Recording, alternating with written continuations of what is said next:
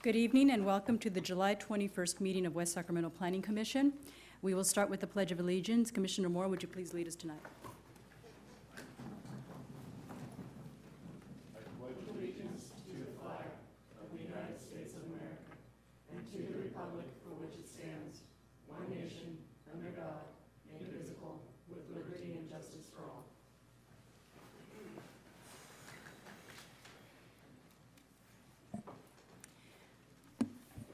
Tonight's agenda is available along the counter with the white request to speak cards. And the request to speak cards should be completed and turned into the clerk here on my right prior to the completion of any staff presentation. For those speakers who would like to speak on items not on the agenda but within the jurisdiction of the commission, please write item A on your card. Or if you wish to speak on a specific item on the agenda, please write the agenda item number on your card. All speakers will be limited to 3 minutes, and I will give you a warning. And you can also track your time by monitoring the clock here on my right. Speaking in public may cause some individuals to feel uncomfortable, so everyone is asked to be professional and respectful to all speakers. Please note that this meeting is being recorded and televised, so all speakers, in order to be recognized, must be called on by the chair. I will request you by your name, as I have the request to speak cards, and come forward to the microphone and please state your name for the record. Today we have 3 regular agenda action items for tonight's meeting. At this time, we will take up presentations by the public on matters not on the agenda. And I don't have any at this time. No? Okay. So we will go to correspondence and staff communications from the Planning Commission Secretary, Mr. Tilley. Yes, thank you, Chair Guerrero. A few items to note for you tonight. First of all, you should have a memo in front of you from Ms. Ibrahimi regarding ex parte communications. This is one we pass out pretty much each year, and encourage you to review that. If you have any questions about it, you can contact me or Mona directly offline. But this generally reminds you of your obligations under ex parte communications and disclosure. Next item I'd like to draw your attention to is minutes from our last meeting. What we included in your packet were incorrect, so we have fixed those and provided those to you tonight. And should the Planning Commission be comfortable with those, we would ask you to move when we get to that item on what we provided to you tonight rather than what was in your packet. And then lastly, you should have a memo from Mr. Laffey regarding item number 2 and a memo from Mr. Hardy regarding item number 3. If any commissioners are missing those, please say so we can get you copies in front of you. And then during their presentations on those respective items, they'll elaborate on the contents of those memos. And that's all for staff communications at this time. Okay, thank you. Just wanted to make sure everybody has the handouts that were distributed earlier. Yeah, okay. Is there any disclosure of ex parte communications, starting to my left? Yes, I talked to the applicant in agenda item number 2 regarding the process of voting. Okay. Any others? Okay, to my right? Madam Chairman, I talked to the applicant about his project on item number 4. 4? I also spoke to the applicant for item number 4, reviewed the item before us tonight. And I as well spoke with the applicant for item number 4. Okay. And I also spoke to the applicant for item number 2 and 4. Okay, thank you. Next on our agenda now is approval of the minutes from the June 16th, not the June 2nd, but the June 16th that was handed out to us today. So moved. Commissioner Sternfeld moved. A second. Commissioner Austin second. All in favor signal by saying, were there any abstentions? No. All in favor signal by saying aye. Aye. Noes? Okay, unanimously approved. On our regular agenda item, we have the public hearing regarding a conditional use permit for the craft beer tap room and outdoor patio at 2220 Lake Washington Boulevard. And Mr. Laffey. Good evening, Madam Chair, members of the Commission. The memo in front of you contains emails of support that we received this afternoon from members of the community. We did receive additional emails of support, but they came in after the memo was prepared about a half hour ago. So the applicant is requesting approval of a conditional use permit for a tap room and outdoor patio seating area at 2220 Lake Washington Boulevard, Suite 120, 110, which is in the Westbridge Plaza Shopping Center. The tap room, the indoor tap room consists of about 450 square feet and 24 taps, and the outdoor seating area would be about 700 square feet. The tap room would be connected to the existing liquor store, which the applicant already has a conditional use permit for the sales of hard liquor. But there would be a dividing wall between the liquor store and the tap room with a door between the two.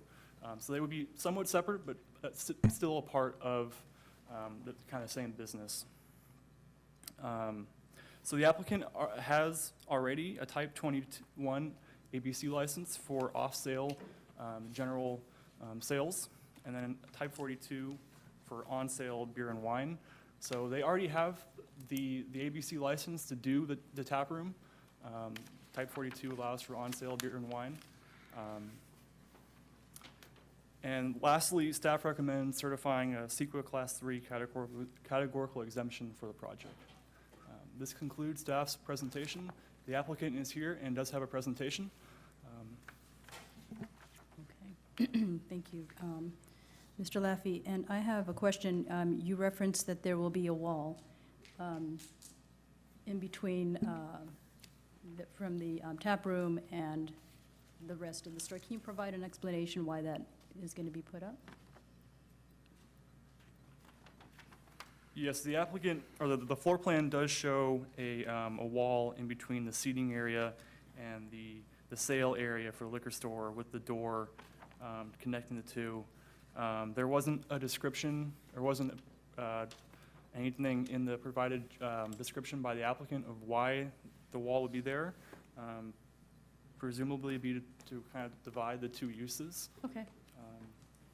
That's good. And so we'll allow the applicant to answer the question. And I anticipate there will probably be quite a few questions from the commissioners, clarification, just feedback and input. So as we open up the public hearing for public comment to include the applicant, and I have one request to speak card, only one, at this time. I will, after that closing, so closing it will probably prevent the applicant from being able to provide any input or feedback, which I would like to hear from them to let us know what their thoughts are. So we just encourage you to ask all those questions while we have the open public hearing time, okay? All right, I'll open up the public hearing for the applicant to provide a presentation.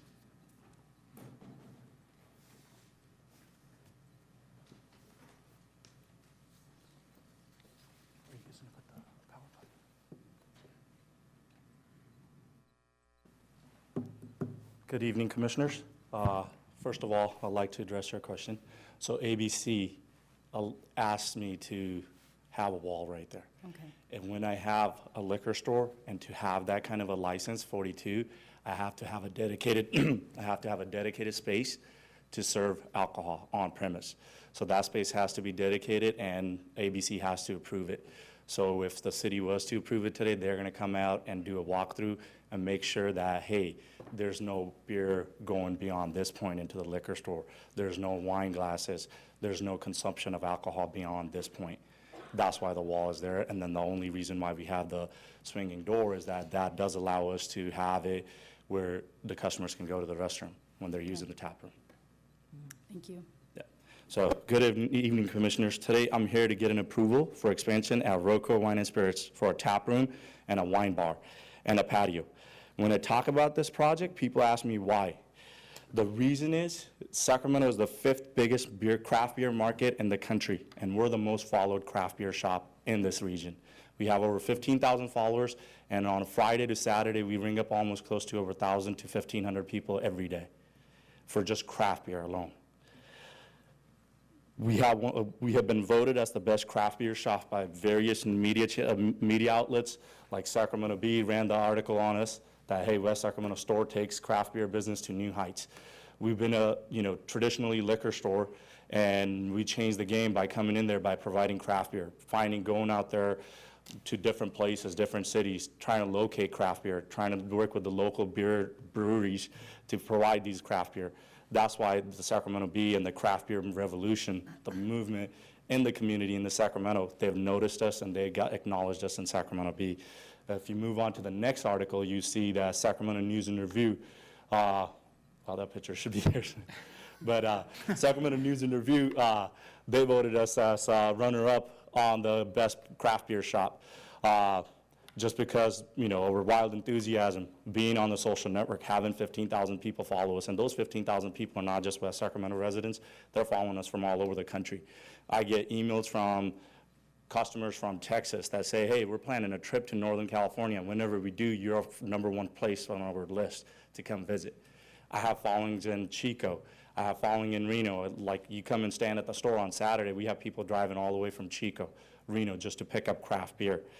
And that's just, and looking at the West Sacramento crowd, the demographic, this fits the craft beer market. It fits the craft beer demographic. It fits the wine, small boutique wine market. These customers are not the guys who are going out there and buying a Bud Light can for $1. These guys are spending $20 to $30. An average ringer for a craft beer customer is almost close to $100. And wine, you start adding those up, average ringer for wine is about $25. So these are not the customers that, hey, this is a very well-educated demographic. These people know what they're doing. They're very responsible. And West Sacramento is a food and beverage hub. We already have 4 breweries in town. And those 4 breweries, we support them. And, having a big craft beer shop, we're the best craft beer shop in the region.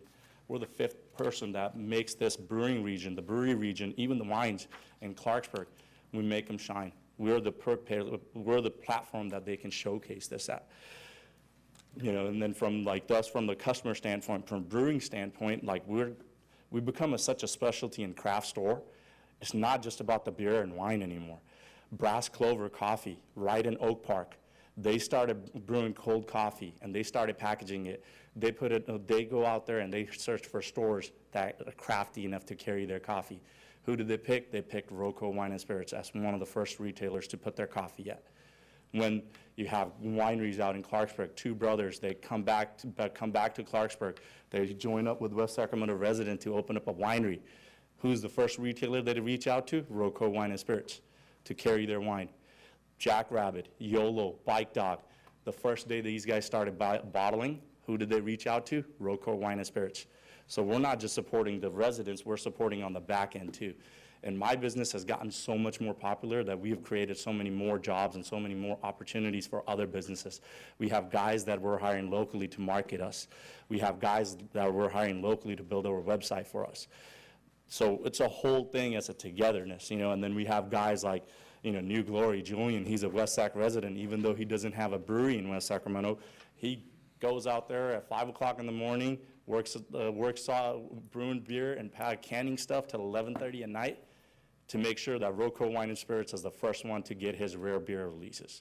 So that's the thing that we bring to the table, is that in the last 6 years we've been here, in the last 2 years we've just really shined on the craft beer and then the craft movement. So the reason we wanted to do this is that we want to go ahead and give the store a new look. The new presence that it's going to bring is that, hey, average beer that we have beer in the store that's cost from $1 to almost $500 a bottle. We have wine in there that costs from $6 all the way up to $5,000 a bottle. So people want to taste these things before they buy them. So this is the model that I wanted to bring, that, hey, try it before you buy it. We already have, from ABC standpoint, we already have Type 42 license where I can do beer and wine tasting as of today. But why do I want to do this expansion? Is to have actually a proper tap system. That way we can attract more of the craft beer consumer, that they can come in and actually get beer poured the right way, rather than me just opening up bottles and just pouring them. They don't get the right effect.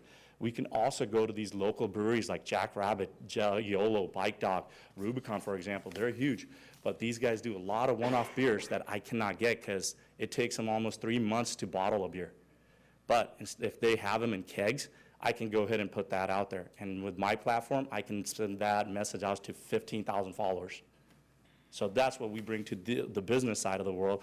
And then the new idea is just, hey, go going out there buying these beers, bringing those craft beers in there, going to different cities. Bike Dog, Jackrabbit, YOLO, they can only serve their own beers. But we'll be a tap room where we can display the whole world, whatever beers you want from anywhere in the world. And we have the power, and then we have the ability, and we built those relationships that we could get those beers. And right now, there's a lot of craft beer tap rooms, like you see Whole Foods Beer Garden right there in Folsom. They're selling hard liquor, they're selling beer, they're selling wine, they're selling food, and they also have a beer garden right there.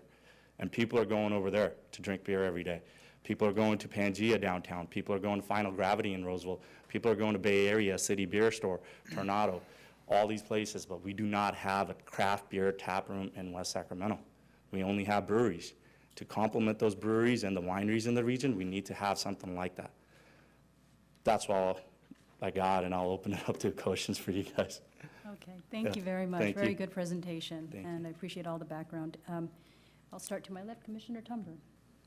Sure, I have just a couple of questions. So first, I wanted to thank you for your application and for, of course, having your business here in West Sacramento. I also want to thank you for the presentation. It was very useful. My questions are, and I suspect many of my fellow commissioners will have the same questions. My concern is the separation of the two businesses. And I feel I have to ask these questions just out of fairness because we recently had an application for the Deli Mart right there off of Jefferson and Marshall. And when they were applying for their license, I was really asking them heavily regarding the bar next door. And I didn't want the trickle over people to go over to the liquor store, you know, grab a big bottle of liquor and then walk down the street with it. So I feel like I really do need to ask about the separation. So I understand you've already told us that there's a wall and ABC required that of you, right? Yeah. So, in my head, the way that this concept would work much better is that it would be really almost looked at like a separate business, like from the outside. Obviously, people would know it's Roco either way, but there'd be a separate door. And the only thing that bothers me in looking at this map is that door connecting the two inside. That's the only thing that bothers me. But, you know, if ABC approved it, I don't know how heavily I can scrutinize that because obviously they're the experts at issuing these licenses. But I will say that that does bother me. And then the other caveat to my concern of safety with having a place where somebody can enjoy alcohol and then roll over and grab a bottle of spirits. The other caveat that I have to say for myself is that I understand Streets of London is just right there, and, you know, people only have to walk like 30 feet over to do this anyway. So I have to offer that because I understand that I sound a little bit hypocritical in my own question. But the door is what concerns me. But overall, I think it's a great project. I think it's a great concept. We don't have very many public venues of this type here in West Sacramento. We do have great breweries, but I don't drink beer, so they don't really work for me. But I do overall. I like the concept, and I enjoyed your presentation, so thank you. Thank you.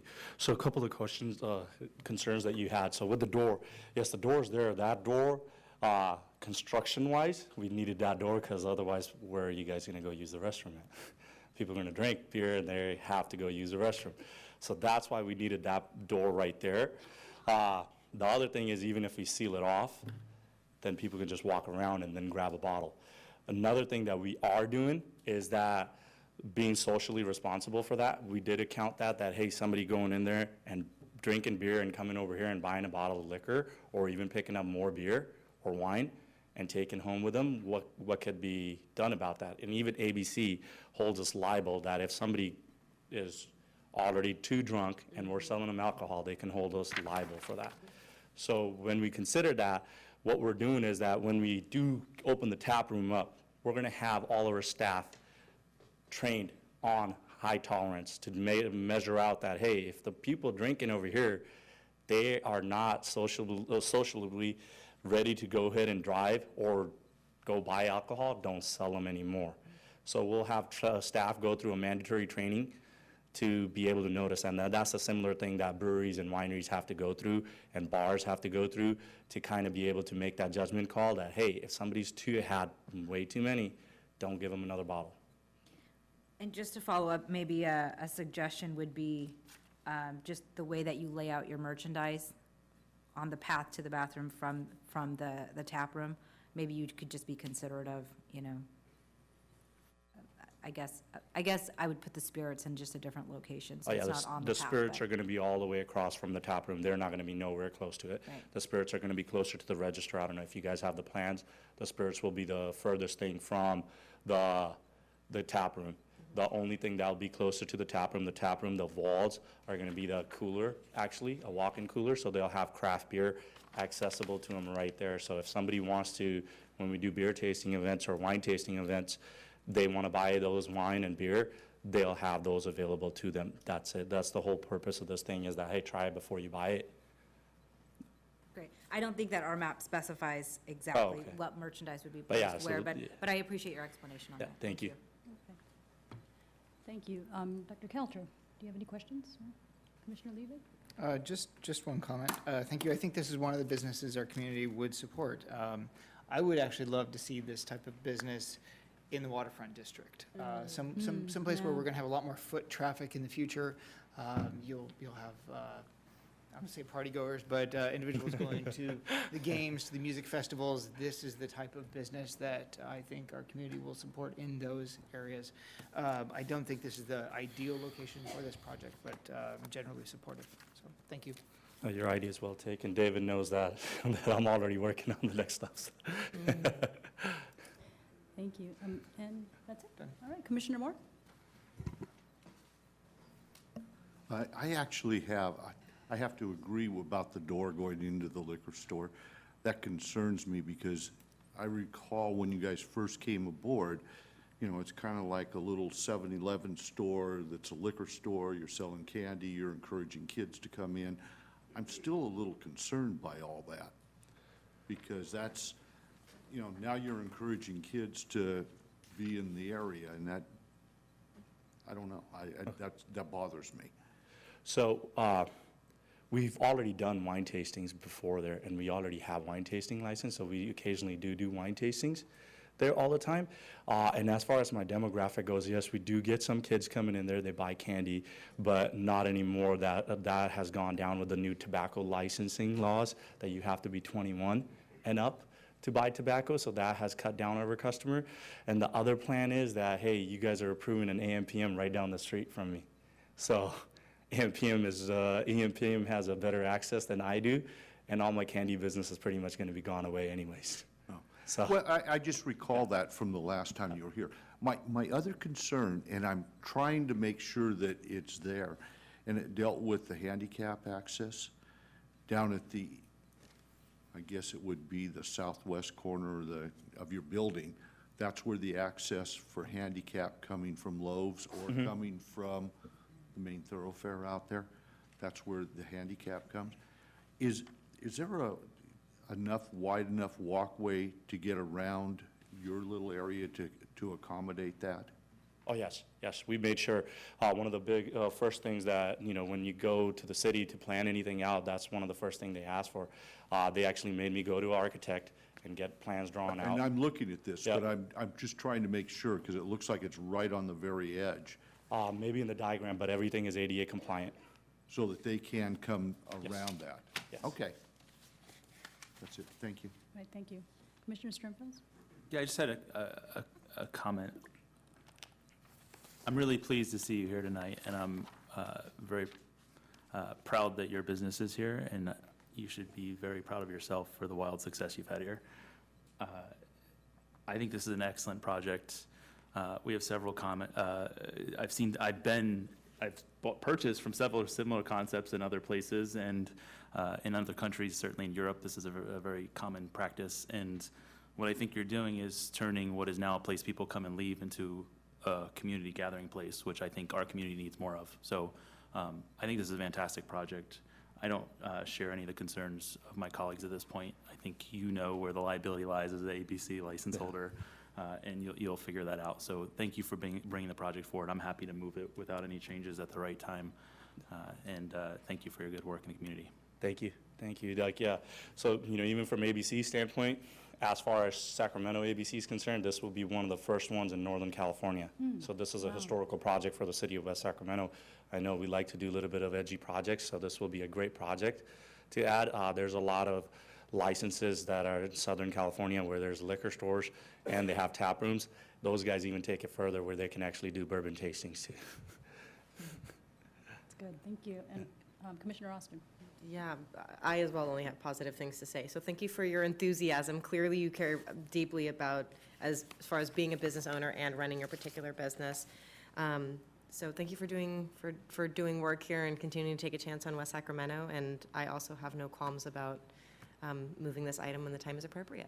Thank you. Thank you. And I also appreciate that, the quality of your business and the community it attracts into West Sacramento. I think it's going to be really a step forward, and definitely think about looking at the riverfront property area to expand, because I think it's going to be an asset Definitely. out there as well. So, and with that, very supportive as I'm hearing from my colleagues. Thank you. Thank you. And at this time, I don't see any more questions, so I'll ask, Ask if there was any request to speak from the public. yes, there is one request to speak, and we have former mayor and council member Wes Spears, who would like to speak on this issue. And I only have one request to speak, in case there are any other members of the public who would like to submit a request. And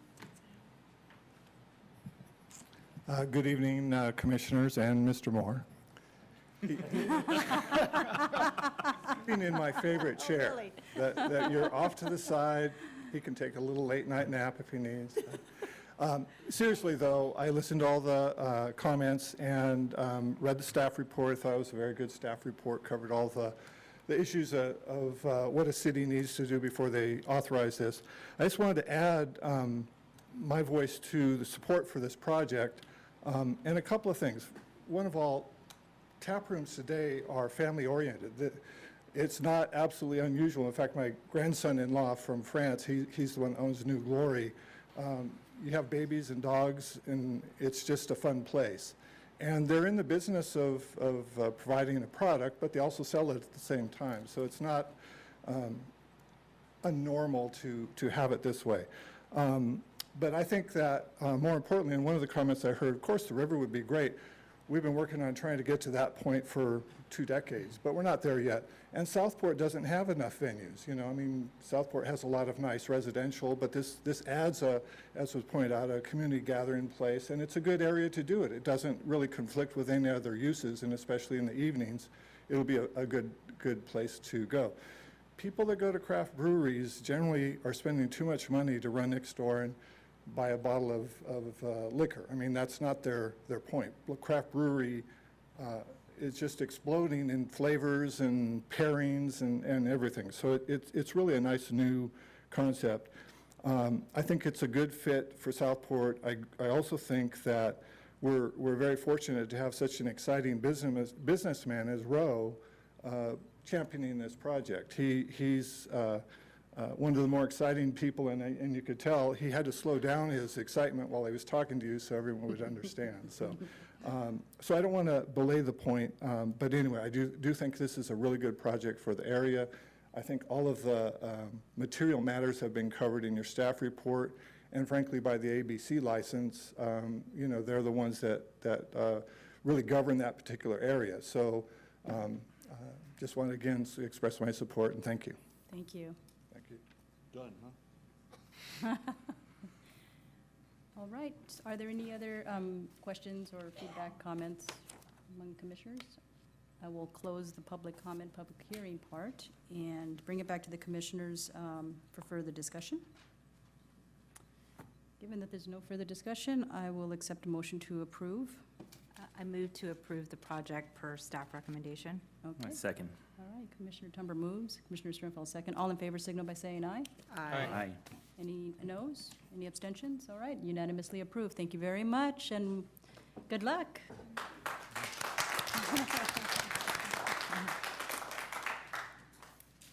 Any interested party may appeal the decision of the Planning Commission in this matter to the City Council by filing a written appeal with the city clerk within 15 days of tonight's action, and the appeal must be accompanied by the appropriate filing fee. Okay, let's see what's next here. Next item on the agenda is the public hearing regarding a conditional use permit to substitute a nonconforming use for another more restrictive nonconforming use in the Bridge District at 550 Driver Street. Mr. Laffey. Yeah, this item requests approval of a conditional use permit for a plastering and lathing business to move into an existing building at 550 Drever Street. The site is zoned waterfront and is located within the Bridge District specific plan area, an area that has long been planned for water-oriented urban mixed-use development. 550 Drever Street was formerly used by Cruz Construction, which was a concrete demolition company, which was a non-conforming use. And this business ceased operations when they were evicted by the Sheriff's Department in January of this year. The applicant tonight bought the property after that happened. So the applicant is requesting approval of the conditional use permit to substitute one non-conforming use for another non-conforming use, which is determined by, if determined by the commission to be of the same or more restrictive nature. Staff is recommending approval of this request because no redevelopment for this portion of the Bridge District is imminent at this time. The site is located almost underneath the freeway, and it's a fairly small lot, and there's no development pending for this site or the surrounding properties. The applicant could also provide needed maintenance and security for this site until development is imminent. Staff, we've added a condition number 2, or recommending approval of condition number 2, which would require annual reapproval of the use permit. And this would, if development were imminent and we could tell, if the site was primed for development, the commission could choose not to reapprove the use permit. In the applicant's justification letter, he indicated that he's aware of this. That's part of the reasons why he purchased the property, is because it's in an area that's could be increasing property values. So he's well aware that it's an area that is probably going to be redeveloped sometime soon. The applicant is here tonight. He doesn't have a presentation, but he is available for answering questions. This concludes staff's presentation. Thank you, Mr. Laffey. I'll open it up to the commissioners for any questions to the staff. Any questions? Commissioner Kelcher, Dr. Kelcher. Thank you, Madam Chair. This is a question for anybody who knows the answer to it. Last summer, in the middle of the heat wave and drought, my understanding is that the fire that spread across the vacant field near Ironworks started in the back lot of Cruz. And I don't know yet whether the cause of that has been determined and whether the characteristics of this business will be largely the same as the characteristics of the other business. What I will say is that when I took it over, it was 30 feet high. It was a dump. There were pit bulls and Rottweilers in there, people living in trailers, there was boats, there was cars, there was concrete. It was horrible. Once the bank took all the trash and the people out, then the bums came in, started stripping wire. I have a flare that's about that big where they went into the power main to try to cut the live wires to pull out and steal the wires. So, you know, from my own standpoint, and you guys are the judge of this, but that place empty is a hazard because of the nature of the area and that freeway. There's bums everywhere, and they kind of feast on an empty building. And I did talk to the fire department, and that fire did start out of the back of there, and it had something to do with that camper that was located there and that people were living in. When she came to inspect, she said that, you know, that was one of the reasons, is that field lit up because of that camper. But she wasn't there when the fire happened, so I don't know any of it as a fact.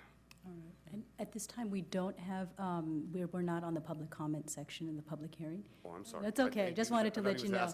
I will open it up, and Sorry. and we're just communicating with the staff. But thank you for that information. But you can just hang in there, and we'll bring you back up. Thank you. Does staff have any other additional comment? No, we didn't have any additional information regarding the fire than what Mr. Boger presented. Okay. All right, good. Thank you, Madam Chair. You're welcome. Any other questions on my left? To the staff, am I right? Okay. And we will now open it up for the public hearing, and we will have the applicant come back up. Thank you. I know this process could be confusing sometimes. Oh, very. Okay.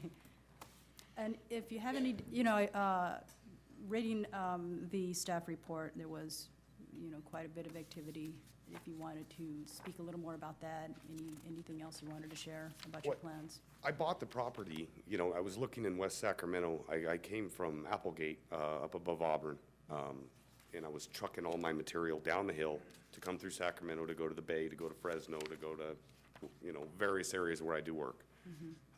And, it just made perfect sense to me, paying a truck driver $100 an hour. Every truck that comes in or out's $200. So, move down the hill, and West Sacramento is just fantastic. Oh, good. So, because we have all the freeways so close, the access was great. 2 of my material yards are a stone's throw away with Sacramento stucco and Calply. And it was just a fantastic location. Granted, kind of a dumb country boy, I did not realize that all of this was involved. I'm kind of learning as we go. But having said that, I knew that there was going to be something involved. My goal was to move in there because the prices of the kind of building I need in West Sacramento are so high because of the same reasons I want to be here. So I intended on moving in here, letting the development come to me, raise the price, and then hopefully buy another place in West Sac because I like the area so much. So that was kind of what my goal was. I just, like I said, I didn't realize I was in for this, but we learn as we go. And once the bank moved all the trash out of there, to be honest, it got even better for me because 20 years ago, this was a scaffold yard, which is part of the work I do. So once they removed all the trash, here are all these ready-made scaffold racks like it was made for me. Cool. Although I understand that it can't be permanent because of where it's at and what's intended for it, it just felt like we were all kind of a match made in heaven. That's great. Very good. Glad to hear that. And let's see, are there any questions from the commissioners to the applicant? No? Okay. Commissioner Liebig, do you have a question? Oh, no, not for the applicant. Oh, no, not, okay. I don't have any request to speak on this particular item, so if you don't have any other comments, we will close the public hearing section for the public and bring it back to the commissioners for further discussion. Commissioner Liebig. Thank you.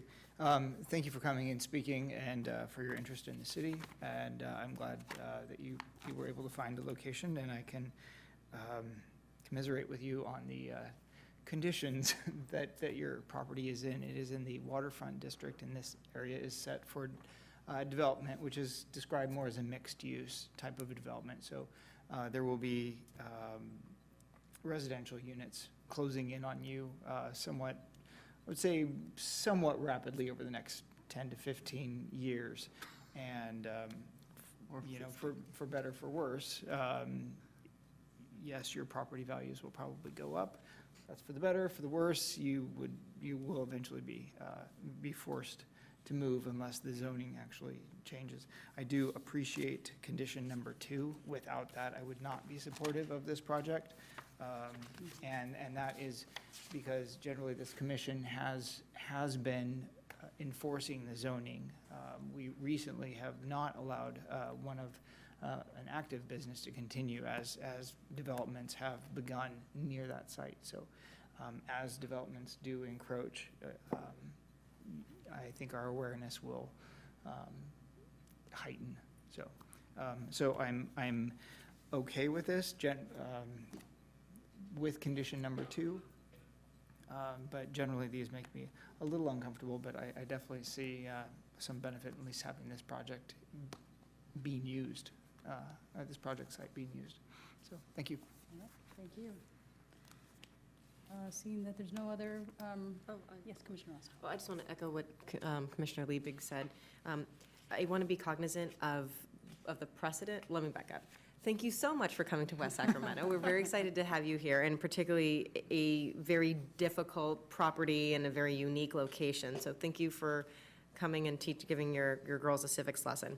That being said, for staff and for my fellow commissioners, I want to be really cognizant of the precedent-setting nature of this, and I very much agree with what I interpret Commissioner Liebig saying, in that under almost any other circumstance, I would not be in favor of approving a conditional use permit in a non-conforming area, for a non-conforming use in an area that we are actively seeking to develop as a city and a community.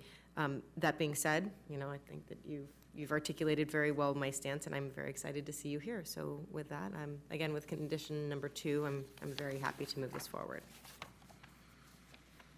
I guess maybe, should I make a motion? I don't know if we have any other comments. Is there any other comments? Good idea. Okay, well, I make a motion to approve staff recommendation for item number 3. Commissioner Austin moved. A second. All right, Commissioner Kelter seconds. All in favor signal by saying aye. Aye. Aye. Any noes, any abstentions? Approved unanimously. Thank you for participating in our community. Any interested party may appeal the decision of the Planning Commission in this matter to the City Council by filing a written appeal with the city clerk within 15 days of tonight's action, and that appeal must be accompanied by the appropriate filing fee. Okay. Next item on our agenda is the public hearing regarding the proposed major modification to Promenade Vesting Tentative Subdivision Map Number 5059 and Plan Development Permit. Mr. Hardy, you have the presentation. Good evening, Chair, members of the Planning Commission. Tonight before you is Promenade. The project is back for a major modification to the previous approved map. The location, just to square everybody in, is on Southport Parkway, adjacent to the Savannah apartment project, and is accessed off Southport Parkway and Golden Gate Drive, and is currently vacant, as you see on the screen. The project was approved in 2014. The request included the vesting tentative map for the 222 single-family lots and several common lots areas. And the CUP was approved and obtained to allow single-family dwellings in an R3 zone. And the plan development was applied and subsequently approved for modifications to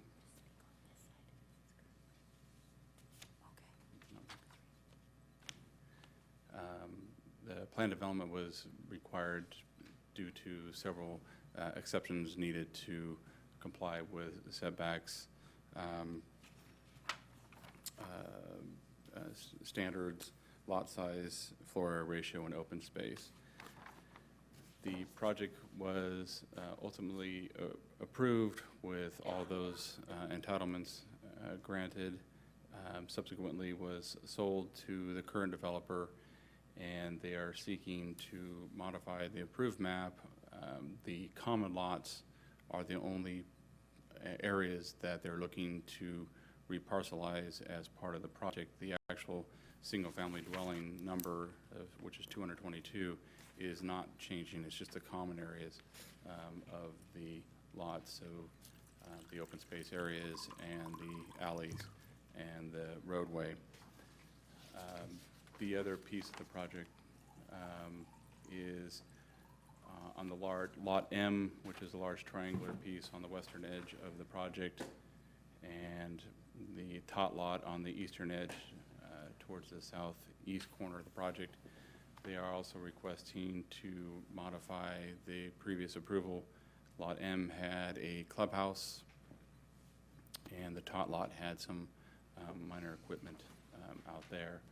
They are proposing to have open space with some outdoor furniture located in the Lot M. The tot lot will have landscaping instead. Additional requirement on the project is a 3-foot easement for maintenance of the sound wall along Southport Parkway.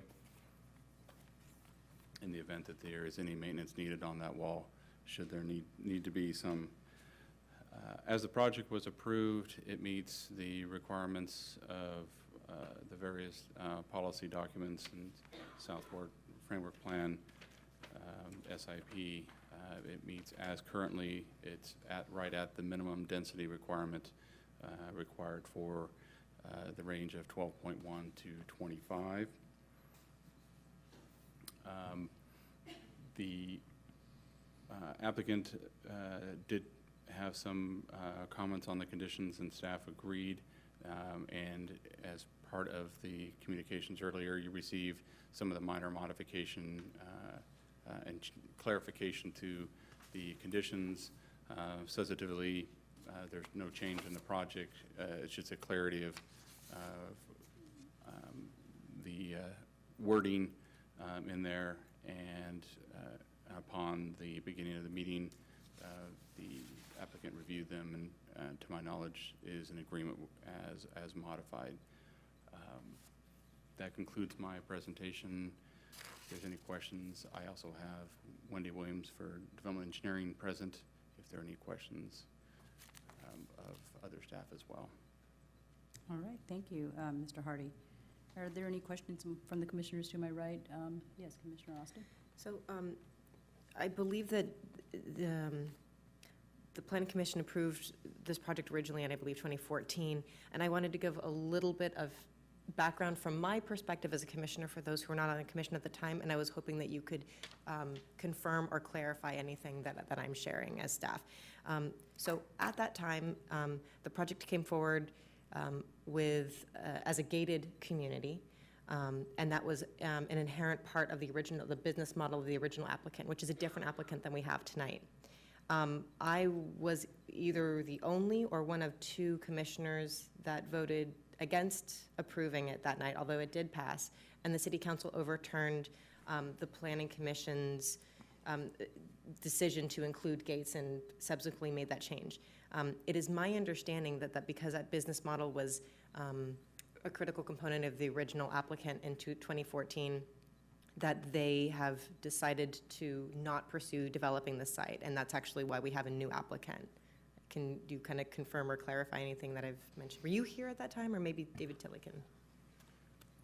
In reviewing the council meeting that occurred, the applicant agreed that the project, they would continue with the project even without the gates. Okay. Subsequently selling the property, Yeah, we I don't know what their their- decision was for that, but the new developer is obligated to the same conditions previously approved.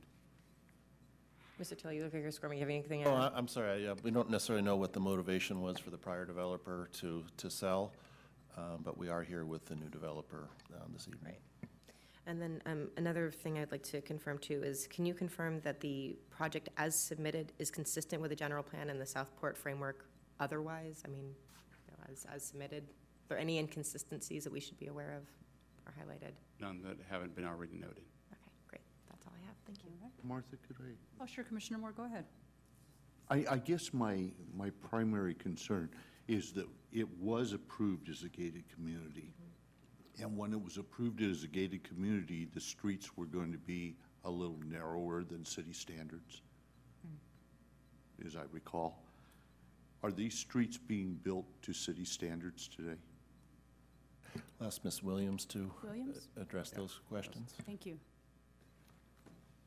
That's a really good question. Good evening, Madam Chair and council members, or commission members. The streets are currently being designed where the street section itself will meet city standards. It'll be 36 feet, face of curb to face of curb. That's the same width as a local residential street. The model for the local residential streets does include a 5.5-foot landscape strip and then 4-foot sidewalk. Those landscape strips will be missing in the planned street width. So you have this 36-foot curb to curb and then a monolithic sidewalk on each side. So the street section does not meet city standard currently. there are, like I said, the landscape strips on either side will be missing, and the sidewalk will be monolithic instead of separated sidewalk. Okay. Hi, Wendy, it's me. Hi. What's monolithic? Monolithic is where the sidewalk is immediately adjacent to the curb instead of separated from the curb But we itself. have, it's just like some of the old subdivisions then, like where I live. We have the sidewalk right there. So Correct. there's just not a curb or a little buffer of the landscape. There is no landscape, So there's no parking on landscape the strip. street? There's no landscape strip within the right-of-way of the proposed roadway. Okay, inside the subdivision, Correct. because there's landscaping outside. Mm-hmm. Okay, thank you. Thank you, Ms. Williams. Any other questions? All right, to my left, yes, Dr. Kelter.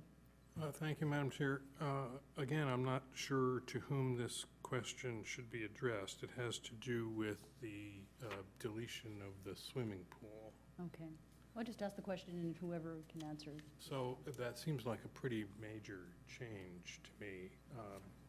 And I'm very sensitive to the issue of a project being approved and then built differently from how it was approved. So And as are we, and that's why we have brought this, back for your reconsideration tonight. That these changes in their sum seem to us to warrant commission consideration. The pool and clubhouse concept was the original developer's, concept. It wasn't something that we required or really could require. But tonight, I think the applicant can elaborate on their reasons for the changes they're asking for. thank you. Okay, thank you. Any other questions? No? All right. Actually, I forgot to finish my comment. Uh-oh, And we this won't would be let for that Wen- happen. So if the streets are being built to city standards, why aren't these public streets? Well, the streets are not being constructed per city standard because the city standard for Southport includes the 5.5-foot landscape strip on either side. In addition to that, the streets as designed for this subdivision include head-in parking along the largest of the recreational lots. That would be something that the city would not allow on a public street. And that happens not only along that largest lot, I believe it's Lot M, but also along one of the lots closest to Golden Gate. They have head-in parking along there also. Another thing that is not city standard is that the developer is proposing through curb drains to help with the storm drainage from the private lots into the roadways. And that's something that the city has not, at this point, approved for public roadways either. That it's going through the improvement plan process right now, and we are considering that as something to approve only because it is a private roadway where the homeowners association would take care of those things that are not city standard. Okay, that helps. It's good clarification. Commissioner. Well, Commissioner no, Moore. I mean, it just, when we were talking in the beginning, you said everything is being built to the standards of Southport, but it's really not being built to the standards of Southport. And I mean, I'm not trying to take Justin away from it, but I mean, that is what he said. And then she says, well, yeah, it kind of is being built to standards, but it's really not. So that brings me to, my concern is that we're bringing something in there that is highly unusual for Southport. What's the drainage thing? They want to take the drainage off of, In order to drain the lots from the private lots into the roadway, in order to get rid of the storm drainage, the proposal from the developer is to provide drains through the sidewalk or under the sidewalk. There would be a pipe under the sidewalk so that water could get directly into the curb and gutter and be taken away. That's a model that the city has not approved. There are maintenance issues from a public standpoint of keeping those pipes clean, which is why the city hasn't approved that for public roadways. Okay, thank you. Thank you. All right.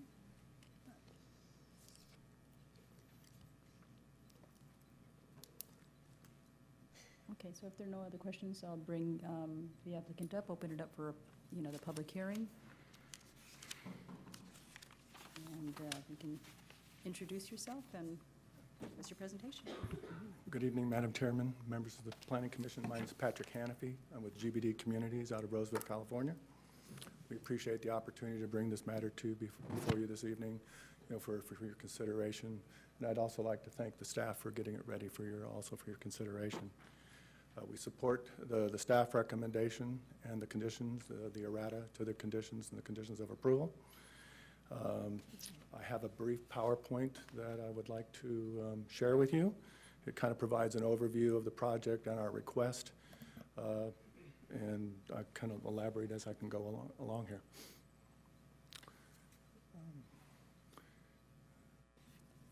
Cindy, I believe this is still Justin's.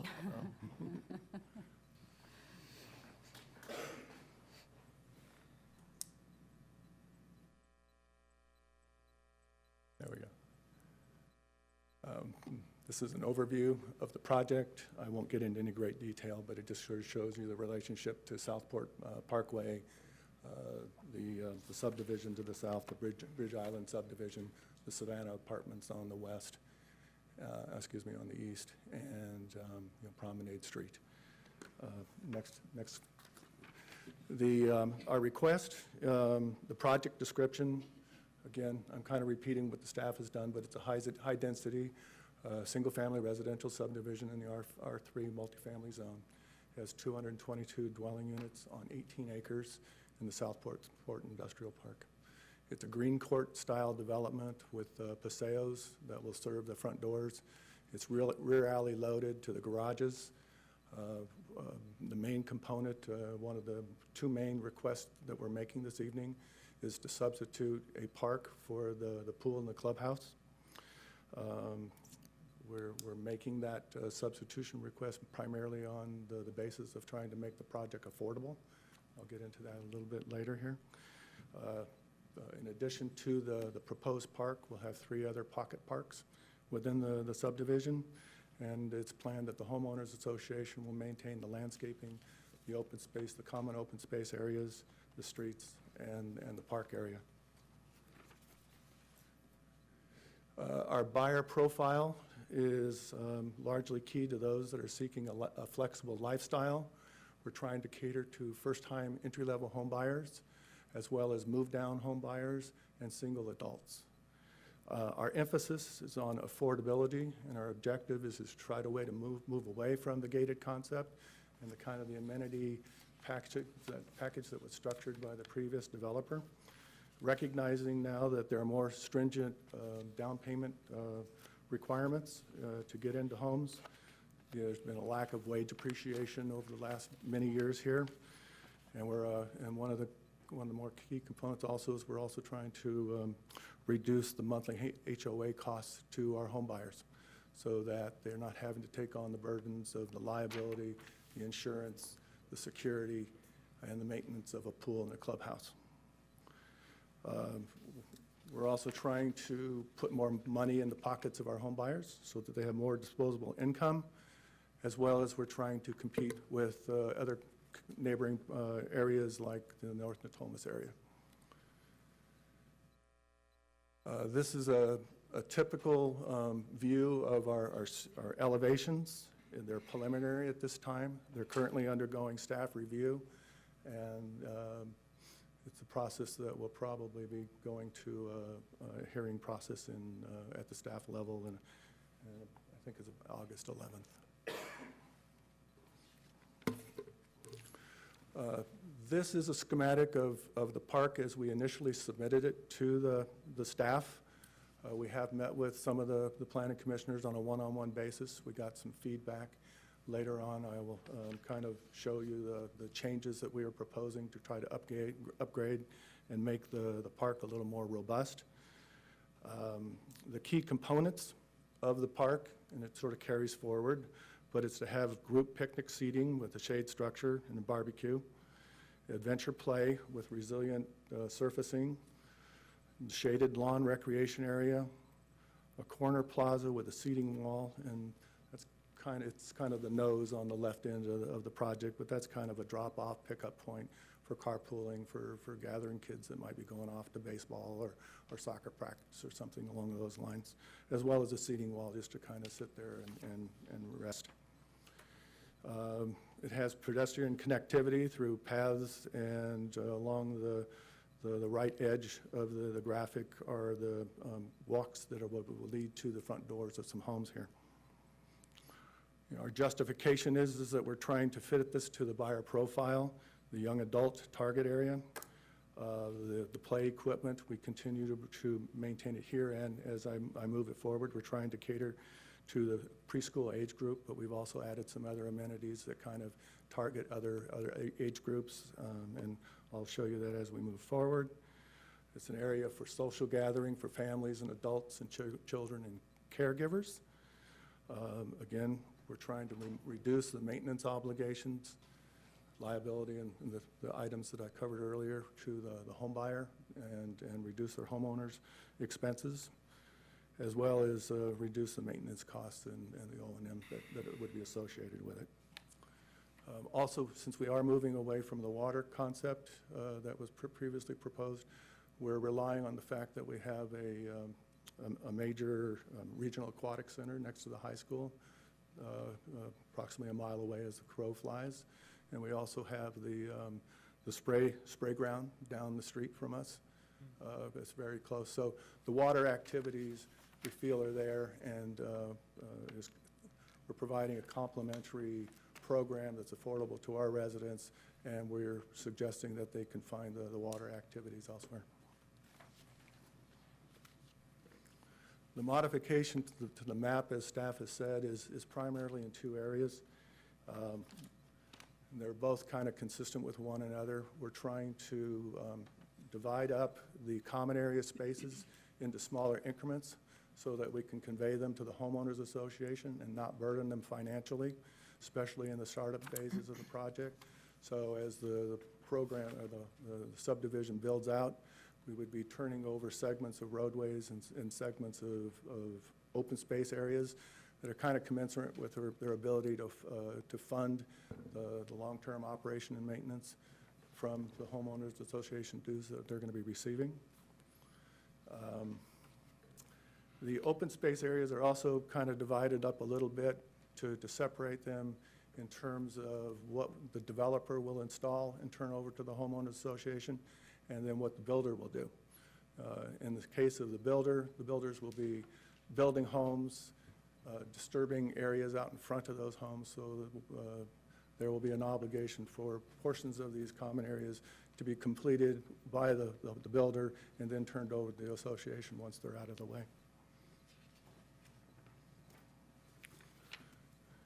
In response, again, to some of our meetings that we were having, our site development plan is generally consistent with what you've been seeing. We relocated the tot lot, which is on Lot S. It's kind of towards the right of the exhibit, and moved it to a large open space area where we're having a more robust play activity area. Lot X, which is kind of in the upper middle portion of the property, we're going to be converting that to a community garden. And then Lot M, like I said, which is the large park site, that is going to be the main play area for our residents. This is an illustrative plan of the project. It mainly emphasizes the landscaping and highlights the park, the community garden, and then the other common open spaces. Not much more to be said about that other than just trying to show you how it kind of comes together with landscaping.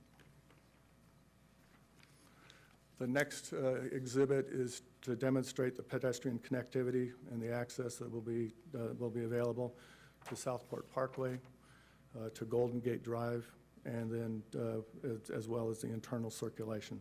So the paseos will lead to the streets, and the streets will then extend and provide connectivity to the parks, the other common open space areas, as well as exiting out and access to the school down the street, as well as other destinations that would be outside of Southport Parkway. The last graphic that we have for you is the updated schematic of the park that we're proposing now. Again, this is based on feedback we received to try to add more activity to the park itself. We've increased the size of the picnic area and the seating. We've added 2 picnic tables and increased the size of the shade structure. The play equipment, the adventure play apparatus, and the resilient surfacing that's provided. Now we've increased the apparatus to include a structure that includes about 3 slides, kind of a bridge and a shade structure over it, as well as it has rock climbing, a couple other climbing features which are called jacks, and the like around it. We've added a swing set area, so there'll be 4 swings kind of in the lower right portion of the exhibit. And then a bocce ball court on the upper end. It's kind of hidden by the trees, but underneath there is a linear bocce ball court. And that will be served by some of the older crowd and young adults.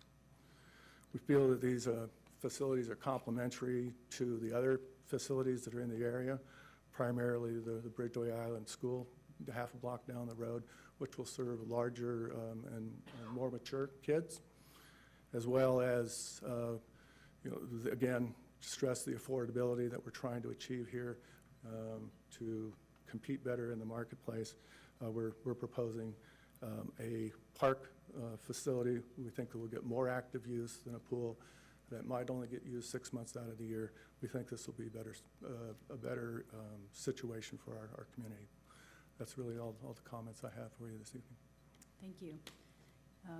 And I'll encourage the commissioners to, if they have any recommendations or for any modifications, if we can propose them now so we can get some feedback from the applicant. And I'll start to my left. Commissioner Liebig, do you have any? I have one question for the applicant. It's just a point of clarification. You had mentioned that the roads will ultimately be the responsibility of the HOA. In other words, the developer will be turning them over to the HOA. Right. We had considered the idea of public. We thought we were, by the cross-section of the road, recognizing that we did have attached sidewalks, we thought that might be an opportunity, but now that we're looking at it a little more in depth and understand that we are departing from the drainage standards and the parking, the perpendicular head-on parking, those are features that we have to adhere to. We can't afford to lose the parking. We have two double garage, 2-car garages in all of our units, and 137 extra parking throughout the project. We would drop about 35 spaces if we lost those parking stalls that are kind of the bays, that are the head-on bays. We think that the homeowners association will probably have a better ability to manage the parking within the community. As an example, as we get home buyers that are moving in and they start filling up their garages with stuff, and all of a sudden now they're parking on the street. It's probably not something that you folks want to deal with, but we think that the homeowners association will have a better handle on how to address those issues, get the stuff out of their garage, get their cars back in, and have the support parking on the street to handle the visitors to the community. So our request, as it relates to public and private roadways, we want to stick with the private road program and move forward on the basis that the homeowners association will be doing the maintenance of the roads, the alleys, and the common area landscaped areas. All right. Madam Chair, I know I'm done with my questions at this time, but I'm going to request that we potentially be able to bring up the applicant during our discussion as I don't think this is going to be necessarily an easy up-down. Okay, thank you for that Thank you. input. Commissioner Dr. Kelter? Thank you, Madam Chair. Thanks for your presentation. As someone who was not on the Planning Commission originally, this helps put it in perspective for me, and I appreciate that. I totally get what you're saying about a pool. When I was a homeowner with a pool, I couldn't get rid of it fast enough for all the reasons that you've described, and that reasoning makes sense to me. Having said that, I'm looking at the proposed Lot M park and wondering about the trees and the possibility of a more continuous tree canopy. It looks like you have quite a number of trees, but they don't, at least on the sketch, appear to be either the type or in the right locations to create more of a continuous canopy. Am I not reading that correctly, or what's? Well, it is a schematic, it's, you know, it's a proposal. With me this evening is our landscape architect. We can bring her up and ask her Okay. to address your question, as well as we have our engineer here this evening. Great, all right, thank you. I guess the only other thing that I want to ask about is something that the staff report mentioned about safe routes to school, that there's currently some concern about children walking to school now, prior to the development going in, and that you'll probably be adding quite a few children to the neighborhood, and that may highlight the importance of trying to get that problem solved. Do you have any insight about that or any ideas about it? Well, only that, you know, we have separated sidewalks on the exterior of the project, you know, primarily leading to the Bridge Island School. It's about a half a block down the road. We are being, by condition of approval, being asked to put an ADA ramp down at that, I forget the name of the street, but it's right adjacent to the school, so that the city is saying that they'll put in the crosswalk, the striping of the crosswalk, we'll do the ADA ramp, and it'll connect to the other side of the street where there currently are ADA ramps right at the school. Other than that, we have tossed around the idea of maybe putting out a solar-operated flashing system that somebody might be able to punch the button, let it flash, and let cars know that, you know, that there'll be kids in the sidewalk and cross. We're amenable to putting something like that in. Okay, thank you. Thank you, Madam Chair. Thank you, Dr. Kelter. Commissioner Tumber? I don't actually have any questions, but I did have some comments about the project. So I live right in this area. I live in Birchway Lakes. So before our playground was recently redone, we spent a lot of time at the playground just right off of Golden Gate and I want to say Half Moon Bay. And I mean 3 times a week, like a lot of time there. And I was just there on Friday. So there are quite a few playgrounds in the area that are larger than this, and I don't necessarily think you need to have a large playground here. I do like that you added a little bit of a different element to have the adventure playland, and you know, it looks like it's a little bit different than what's already there, and I like that. I mean, I'm really excited to play bocce ball. I think it'd be a lot of fun, but not with my kid around. It's an attempt to address preschoolers primarily for young adults and go down the street for something that's a little more active. Right, we have, Mature. actually, my 2-year-old runs to the elementary school playground instead of the one at the park. I mean, this Right. is, you never know what your kids want to do, right? But I think this is a nice variation to have in the neighborhood. There's another park just the other way, I think on Oakland Bay, and I think it's just on Oakland Bay, the Pirate Park. So there's a lot of parks in that area, and I think it's a little bit of a different addition. I like it. I'm not sure if this is appropriate to bring it up or not, but the school in that area is already impacted. It's already severely impacted. There's always people waiting in line to sign up for kindergarten, and I feel like specifically this part of the community that I live in people are going to be very concerned about the schools being impacted by an increase in the population.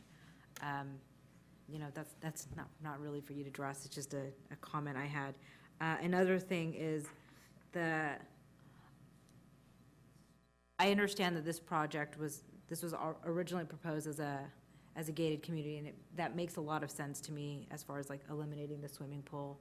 I think it's a tremendous liability, and I absolutely understand why you don't want to continue with that in your plans, but the tree-lined streets, you know, this is, in this entire, in all of, most of Southport, but specifically in this area, there's a lot of different builders, a lot of different houses, but everything looks continuous because of the way the streets were done, and so it just doesn't sit well with me. I really don't like that. But generally, I do like your common spaces. I like your play area. I think it's a great addition to the neighborhood, but the trees and the streets, as well as the impact to the local schools, it doesn't sit well with me. Thank you. And Commissioner Moore? Well, I had the great luxury of meeting with you for a few minutes and talking about your project, and I think that a number of changes have been made, and I think all of them the positive. I still have the same dilemma of we're trying to build something in Southport that's almost up to our standards, but it's not quite to our standards, and that still concerns me. And I think we'll probably talk about that a little bit as we get further into this project. But one of the things that I was looking at is the tot lot that you have there. Bocce ball's fun, and those that know bocce ball, I happen to see it over in Europe. They play for a lot of money. They had a lot of fun. So that should be, we can teach the kids how to play bocce ball. This should be a real thrill. But, you know, I still have to just tell you that I have some concerns. And again, I asked the question before. All of the alleyways, none of those are wide enough to accommodate picking up the garbage? No. I mean, the garbage, as we discussed, the garbage cans will be moved down to the loop road, Audubon Road, which is the circular road in the center of the property on trash day. And I guess two questions, they kind of go together. But along the property line where the property owners are today, are we doing some sort of an accommodation? And I think you said you talked to some of them, but is there an accommodation so that those people in your houses aren't looking down into their lots? Did you have a plan for that? Well, staff has actually expanded on one of their conditions of approval. Previously, there were about 6 home sites that had to have the second floor of the residence offset and move further away from the neighboring community, and then restricted window treatments on that second floor. Now, the condition of approval reads that all homes along that south edge have to have that same kind of treatment. So that is a process that we're going through with staff right now, and that is, I guess, well, and I'll back up. Previously, there were less homes, but, and I never really researched it, but I think my intuition's correct. Homes to the south of us, they were staggered in terms of their relationship to their rear property line. So some of the homes were asked to have this offset second story, and some weren't. And now it's just kind of a blanket program now that all the homes on that south edge will have to have that. So that's the extent we're addressing that. Thank you. Commissioner Sternfels? Yes, if you don't mind, I'd like to ask a question to city staff, and then I do have a question for you too. The density for this area, can you touch on what the density requirement is for this area versus the project application? We are really at the bare minimum for the R3 district, which the range is 12.1 to 25, and we are right now right around 12 and change. 12 Yeah, so we're at the bare minimum. So we're at the minimum density requirement. So if this project weren't developed in this way, any other alternative would likely be more dense? I would Meaning expect so that this. Not the same type of development, probably not residential for sale housing.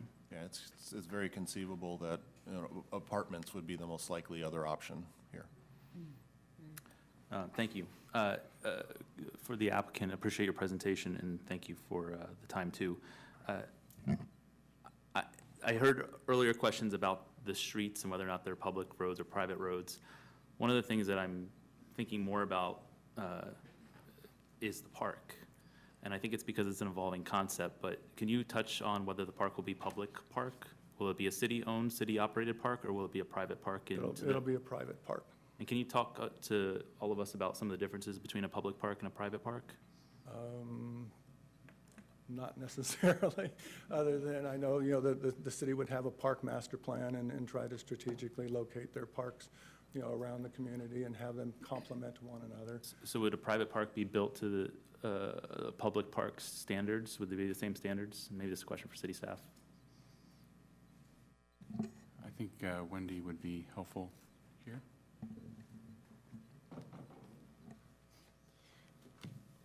Based on parks, private parks would not necessarily follow public park standards.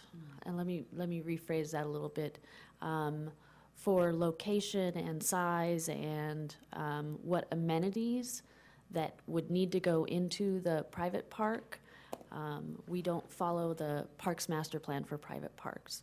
We would still expect that that the landscaping and irrigation would be up to our current park standards, as in the water efficient irrigation and the types of plants and the way they're maintained, but we wouldn't necessarily have any jurisdiction over if they're not maintained well. And how about the play equipment? Same with the play equipment. The play equipment, it needs to be certified by a certified playground inspector, but keeping that certification up would then fall on the homeowners association. Thank you. You're welcome.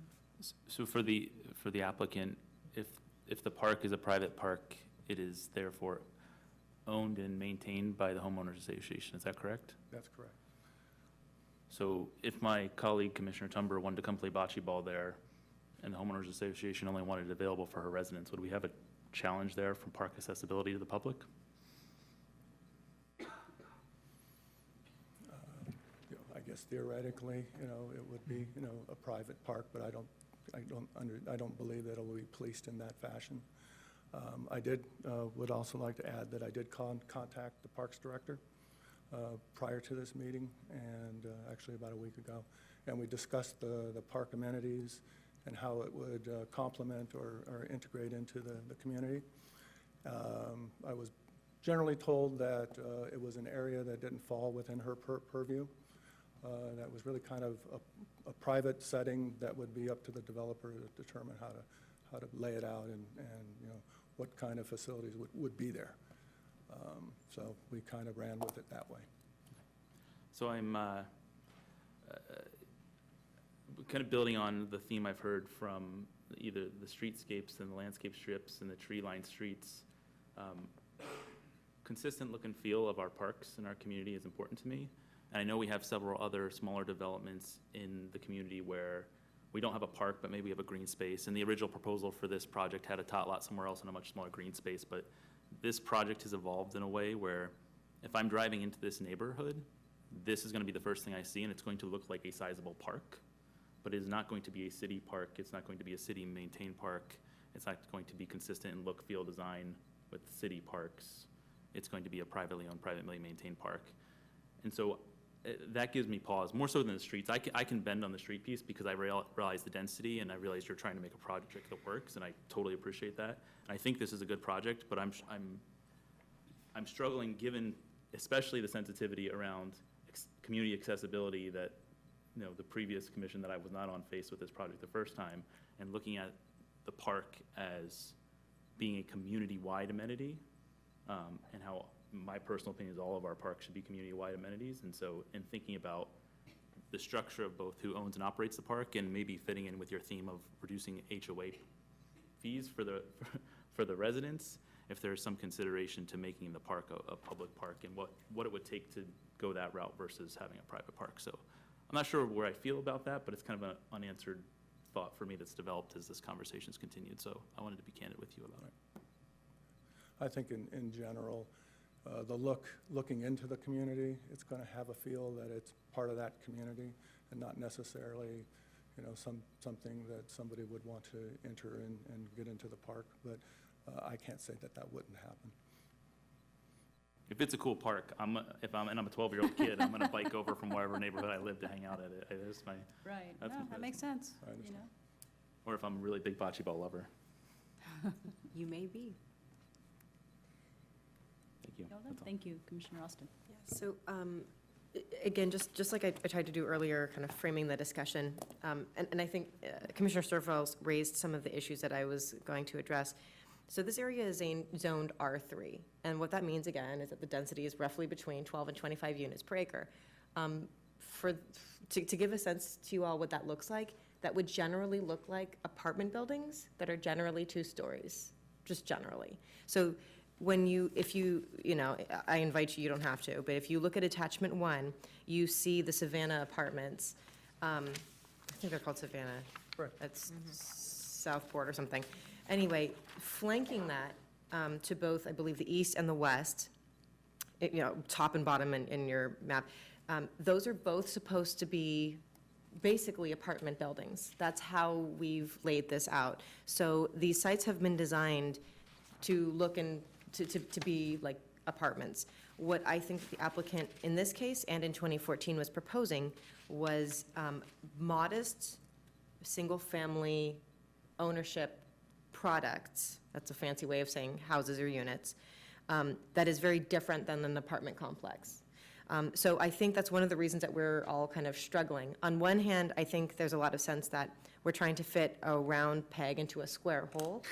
But on the other hand, the way that I see it is, I would like to reframe the discussion as, instead of having apartments, we're getting this product, and how can we make this product, which we find very digestible in the Washington neighborhood? Because we've approved a lot of these kind of accommodations, conditions of approval, and variances is too strong of a word, but we've approved other things in the Washington neighborhood, and we're having a little bit of heartburn because it's Southport. And I want to reframe our discussion so that we're aware that as we bring in different types of households and we offer different types of housing products, that we are going to have to bend as a commission. So what I would like to see is for us to have a robust discussion about areas that we think we can modify, that we can recommend to the applicants to make it a stronger project. But I still think that ultimately, and this is, I think what I'm hearing, that we are supportive of this project, we're just trying to get into the weeds, and I think that'll be kind of a next phase of this. As I mentioned during the ex parte communications, I did have a chance to meet with the applicant, and I raised a couple of things. One was walkability. That was really important to me, that there was connectivity throughout the neighborhood and to the school, and conversely, that there was walkability to the park. That has clearly been addressed, and I appreciate that. Another area that I was concerned about that was addressed in the staff report, not in either of the presentations, but was addressed in the staff report, again, for historical purposes, in 2014, a lot of residents raised some significant concerns about the type, quality, and height of the fencing for the properties that are adjacent to the southern portion of the property. In my discussions, in my ex parte communications with the applicant, he confirmed that they did reach out to, I believe you reached out to all the property owners. Correct. And could you talk about how many you spoke with? All of them, most of them? There are 24 parcels to the south of us. We initially sent out a letter to them describing that we would be moving forward with a development, and we asked them if they would like us to replace their fence or not. Because it's private property, we wanted to make that inquiry, not just, take something and change it. Following that, with that communication, we told them we would be out in the neighborhood walking and knocking on doors.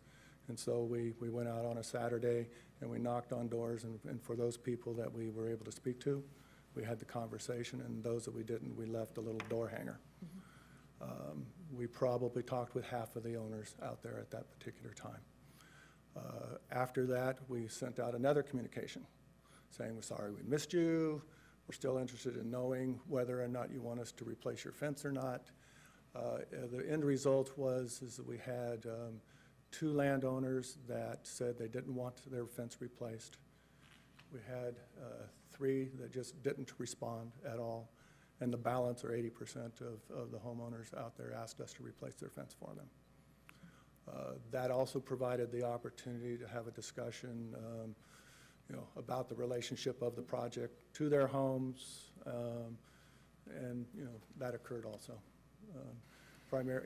Frankly, we were buying an approved project, and we were saying that we're relying on the approvals that we had to move forward, and that we weren't, in one instance, we really weren't predisposed to move buildings, 20 feet away from the property line. Right. Thank you. That's very helpful. So anyway, for those of you who don't know, it was a very significant issue. Obviously, that meeting was publicly noticed. This meeting was publicly noticed.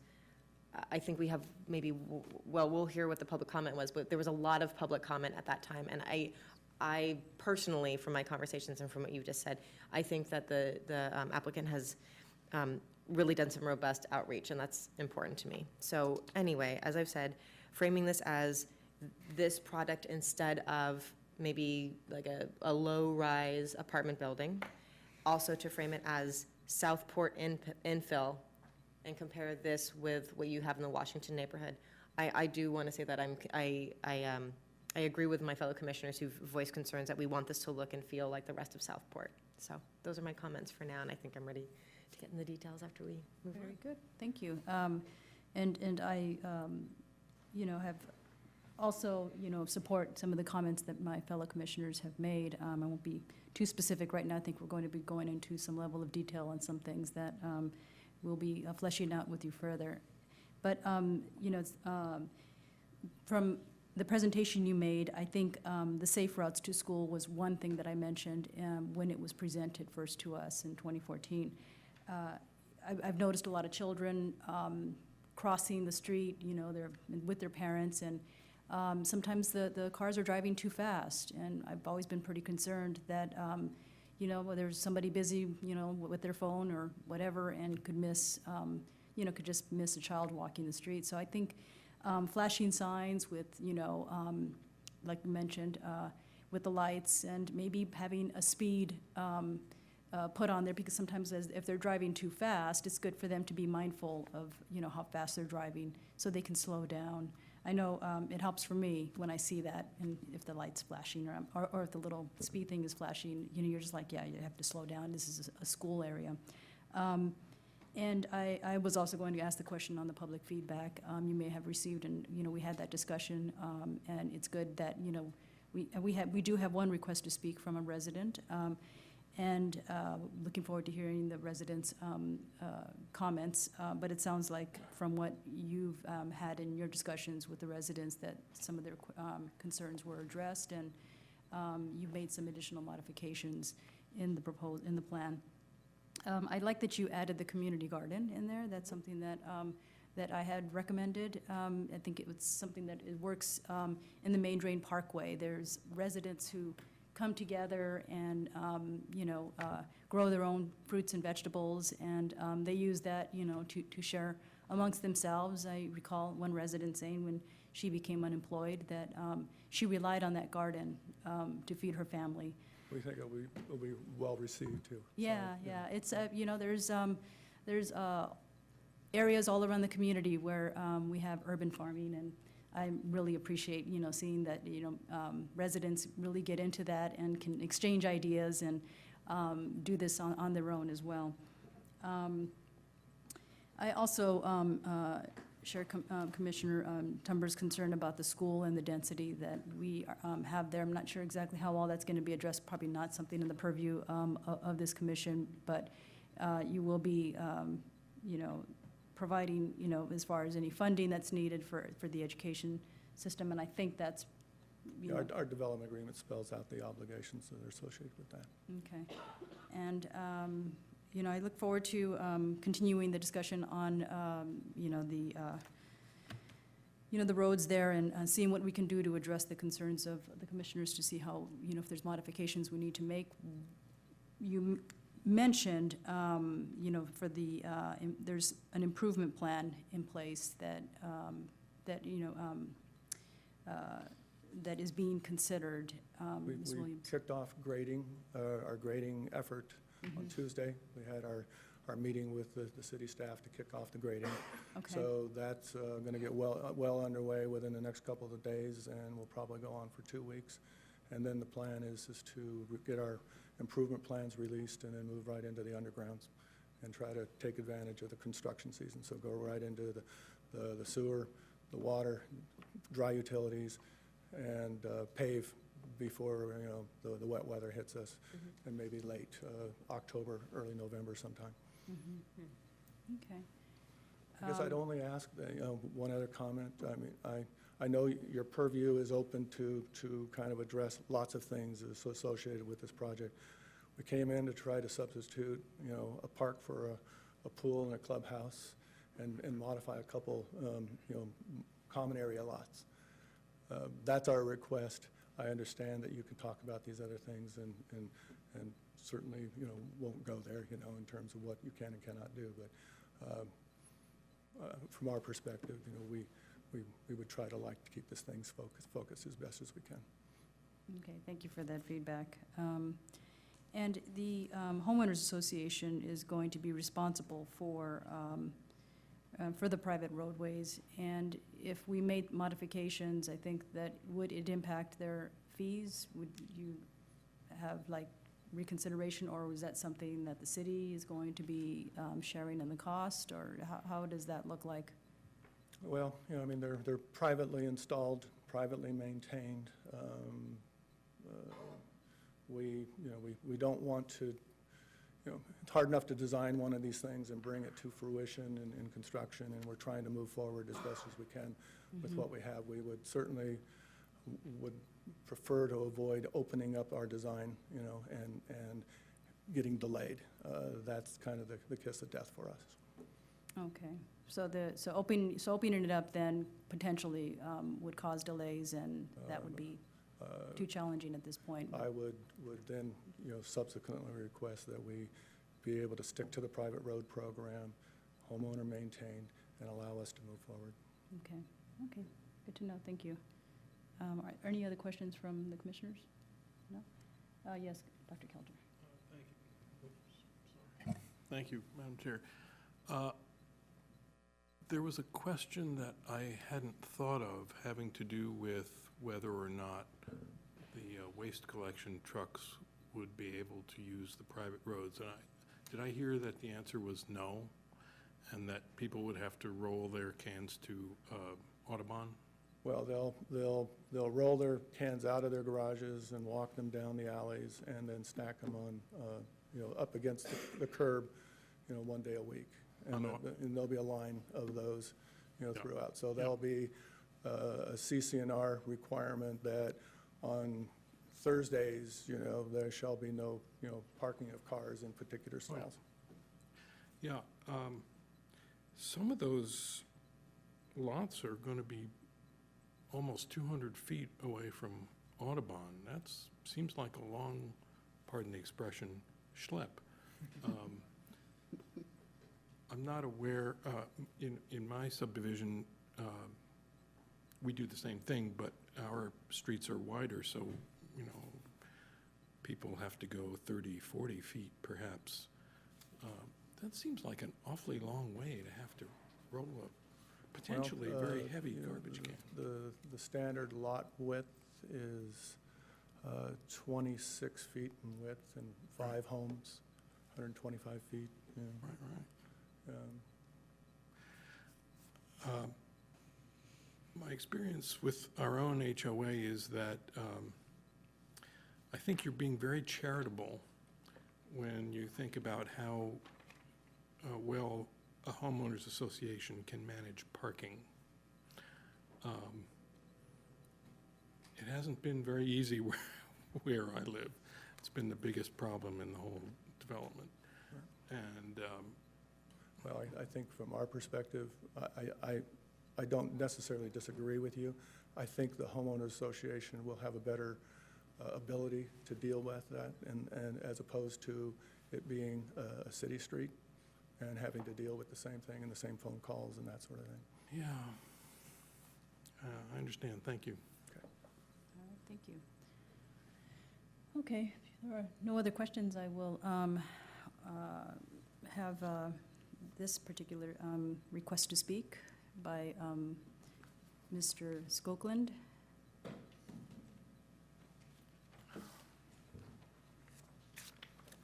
How you doing, Chair and Commissioners? My name is John Skoglund. I'm a resident, 3538 Cooper Island Road on the south part of the project.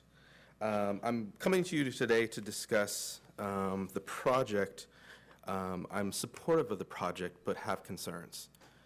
The concerns relate to the lot line and to where the building of the homes compared to where the current fence is at. I was here in 2014 when the previous developer came in and discussed what they wanted to do and compared to where we live now. From my bedroom window to my fence is 12 feet.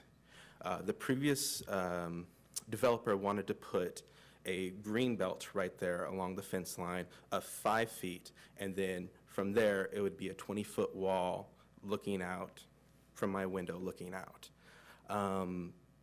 I do appreciate the new developer coming in. I was one of the people that was able to speak with them when they did come to my door and discuss this. From what I see now on the map, I've only had a chance to look at it tonight. It hasn't come to me before this. It looks like we've regressed a little bit, and that the lot line, the housing, number one, moving the project from 177 to 244 has increased the number of houses that are going to be density-wise on the row itself. I think it was 4 last time, now it's showing 5. And the green belt that we had discussed previously, which 5 feet I feel is too short, looks like from the fence line now is completely eliminated. For my house, like I said, I look out my kitchen window or my bedroom window, I'm going to see a side of someone's house. Nowhere in Bridgeway Island or Ridgeway Lake have I seen where we don't have housing that's backed up backyard to backyard. This is completely unique. I'm supportive of the idea of putting houses in there compared to the apartment complexes. We have an apartment complex right next to it at Savannah. You know, it's independent and separate from any of the housing pieces around it.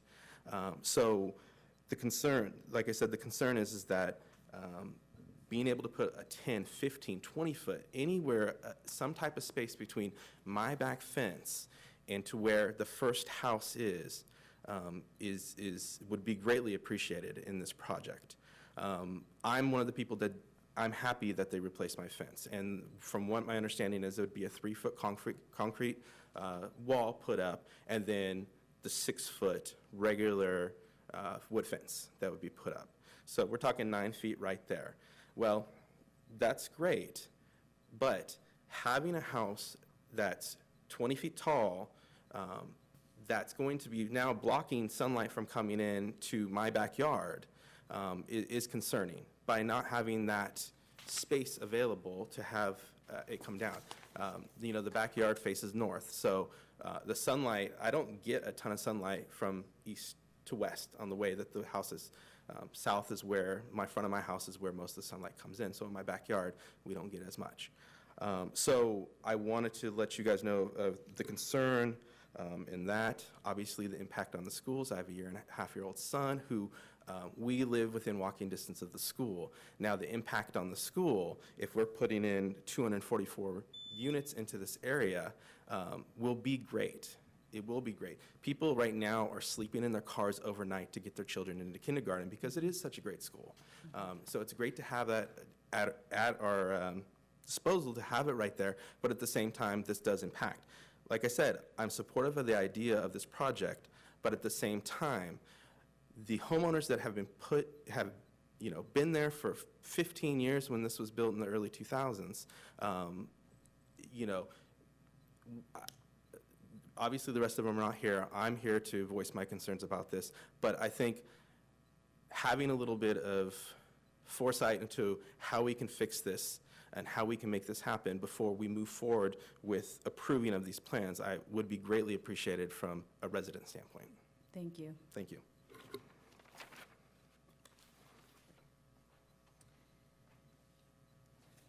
Okay, so thinking about Mr. Tilley on process to proceed with deliberating on any changes, offer some recommendations on, looking at including the applicant and also answering the resident's question, Mr. Skoglund's question about just making sure that we have that open, discussion with the applicant. Just wanted to see, should we close the public comment, public hearing period or maintain it open? Because I do want to make sure that the applicant has some input.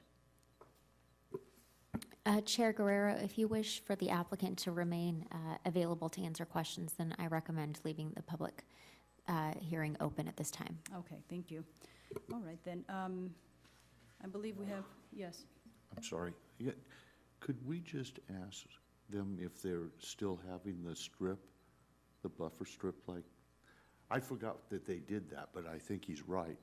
Are we still going to have the buffer strip between the residents?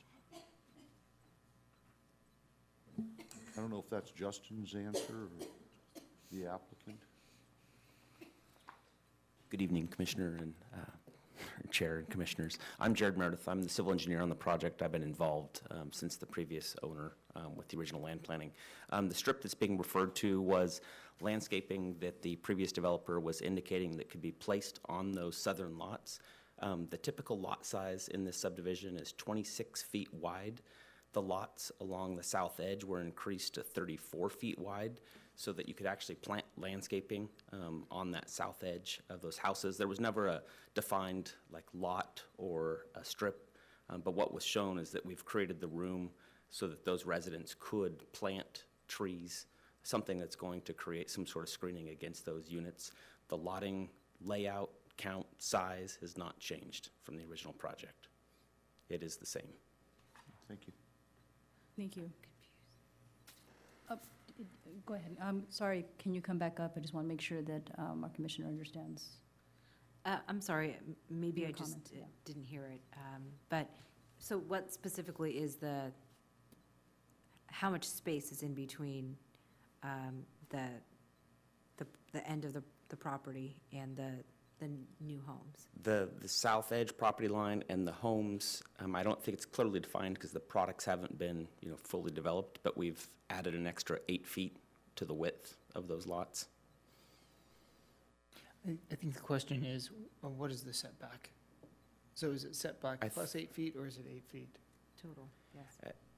I believe the required setback is 4 feet, or no, 3 feet as the rest of the subdivision, but that's not the intent along that south edge. Well, that's the setback you're asking for. That's not the setback that we require, correct? I'm not sure how to answer that because it's. Well, the Southport Framework Plan has definite setbacks, and you've asked to reduce all of them. Correct. Side yard, backyard, front yard, all your setbacks are much less than we require. Correct. But so was the 2014 approval. I'm sorry? I think we want to talk about what was approved in 2014, because in 2014, we I approved. know, that's what I was getting at, but yes, there is a setback, but, there are setbacks for everything. Justin, are you trying to figure out what we're doing, or? Yeah, we're looking at that. Okay. And that was my only point. My point was, yes, there is a side yard setback. It says, and it determines whether this is a side yard or a backyard, whatever. Excuse me, the staff report says that the setback from the Bridgeway Island subdivision and the Savannah Apartments, the minimum setback is 4 feet. Yeah. And we're trying to increase the lot width so that we might be able to adjust our homes so that we can move them a little bit further away from that. Moving them further away from the Bridgeway Lakes homes. Correct. Okay. I think I was just trying to say that if you, You know, in fact, I'd marked this section, in the front yard setbacks, you know, you're supposed to have like 15 feet, and you're asking to do 7, you know, stuff like that.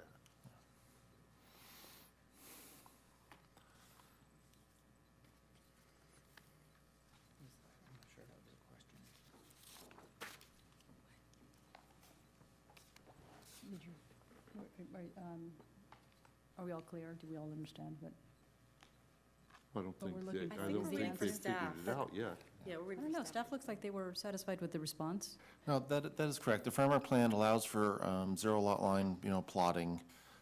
In this area, you know, we clearly don't want the homes right on the property line, so that's why the lots on the south edge are quite a bit wider, about a third wider than the most of the interior lots on the project.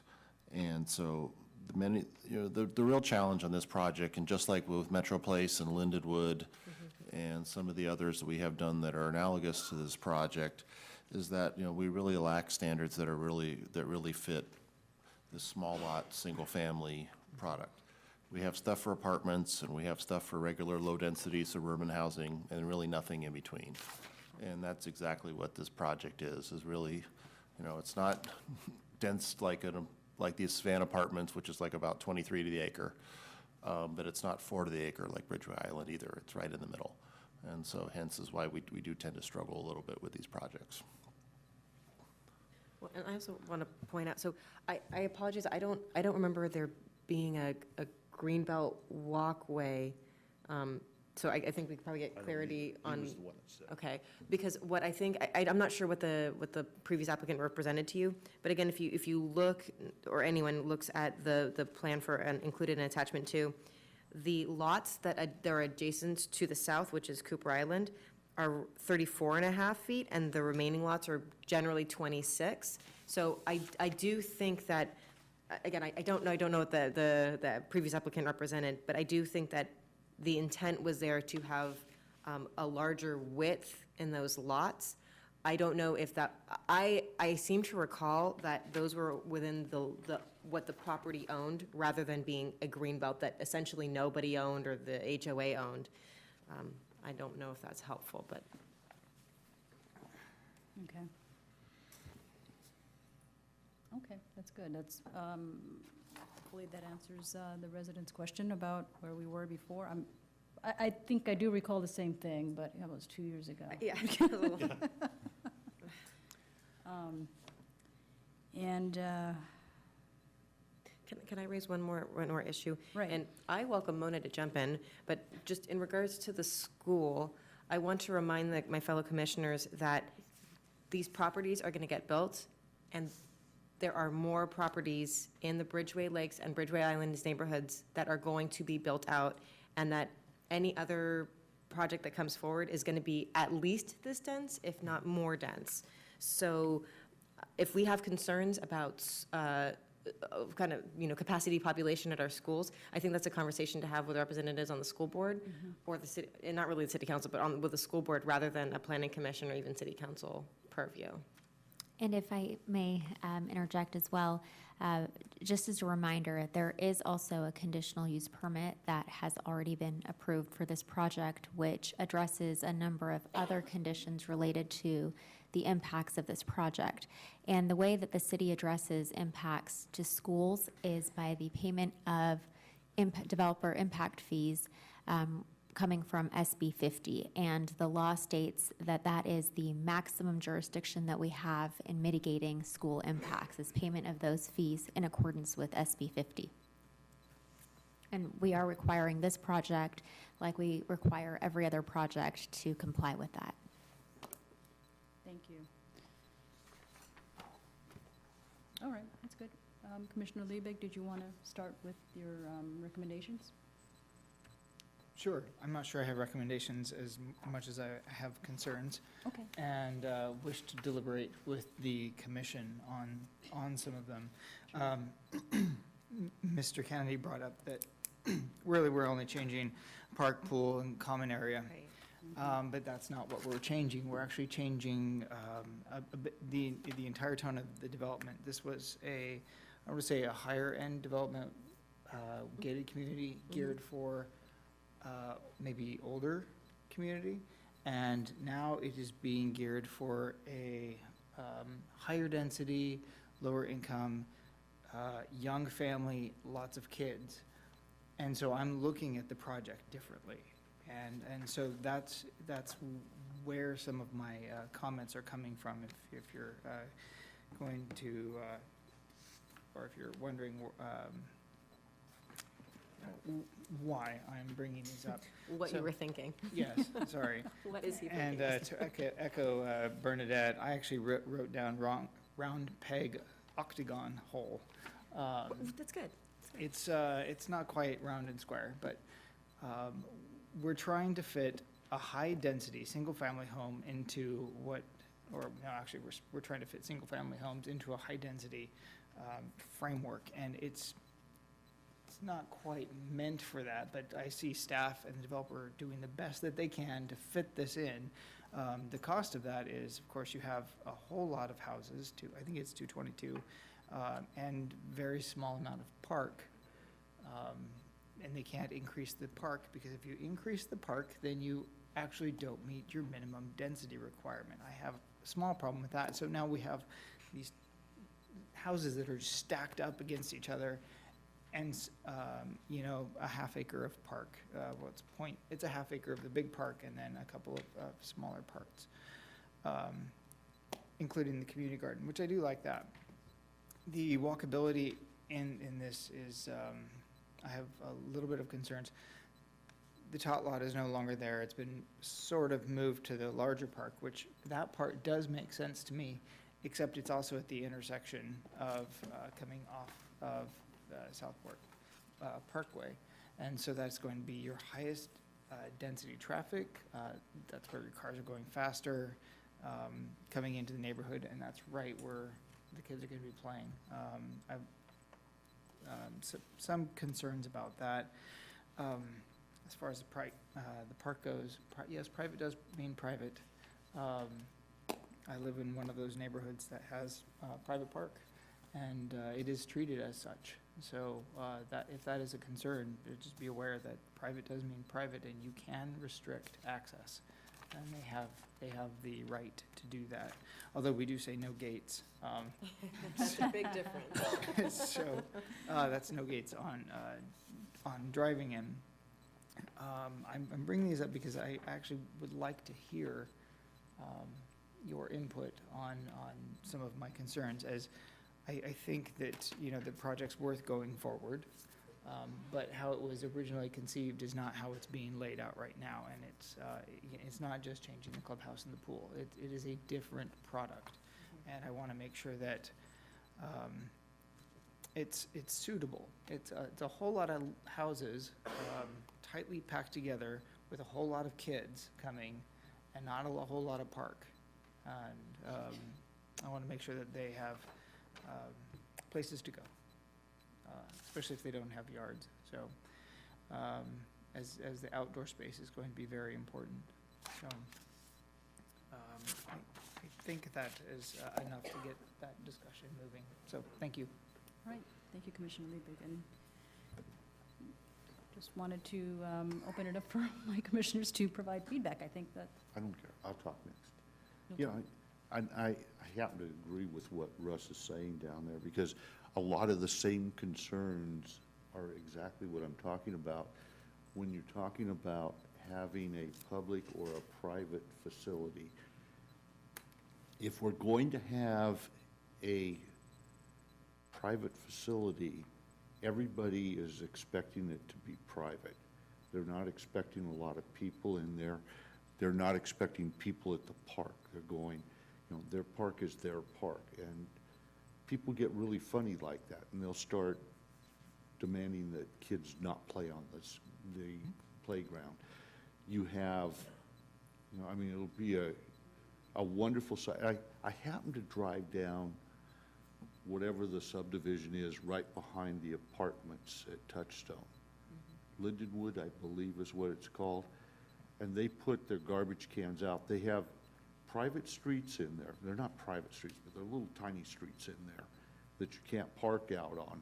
and they had all their garbage cans, and it was extremely tight to get around that particular day. And now you're going to bring at least 20 cans out to the street from each one of these little alleyways. That's a lot. I mean, we're talking about stuff that, you know, this is just like a subdivision in Southport. It's not like a subdivision in Southport. I understand the theory. The theory is great, and I think we could work it out somehow, but I'm just not sure that if you're going to have the small streets, and they're only, the streets are the right size. I'm miscommunicating that, because really, but we don't have any trees in there. So you're not gonna have a lot of amenities there. It says in here that this is just a normal, everyday Southport proposal. Well, you're making a lot of concessions in this. Your front yard, you have no backyards. The kids have to play in the park or the street or the alley. The alley's probably more fun. Or they'll be down playing bocce ball for money. And that, I just, well, you don't know, you know. But I mean, I'm just trying to figure out, because I think the project has a lot of merits. I think I'd rather see a home there rather than see an apartment complex there. But I'm struggling to have, it's not, when we voted for the first one, it was private because it was gated off, and it was, that makes sense to me, and you can control it a little better. But when you open it wide open, I just don't know how you control all this. And so I still have major concerns, and I think that we're making major concessions, whether it be front yard, side yard, backyard setbacks, the not putting the trees on the street like we've always said we were going to have. All those things come into play. And when you get to the end of it, all of a sudden you haven't got an everyday standard subdivision in Southport. You have something extremely special.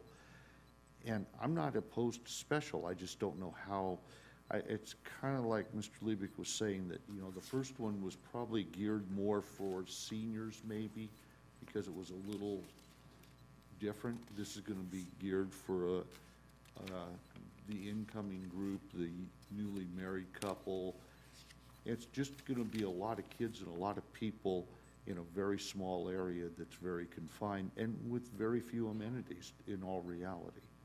So I still think the idea is there. I just haven't figured out how to make it work. And I've thought about it for as long as anybody, and I have no idea how to make it work. But this seems like it has more questions and problems than it has of viable solutions.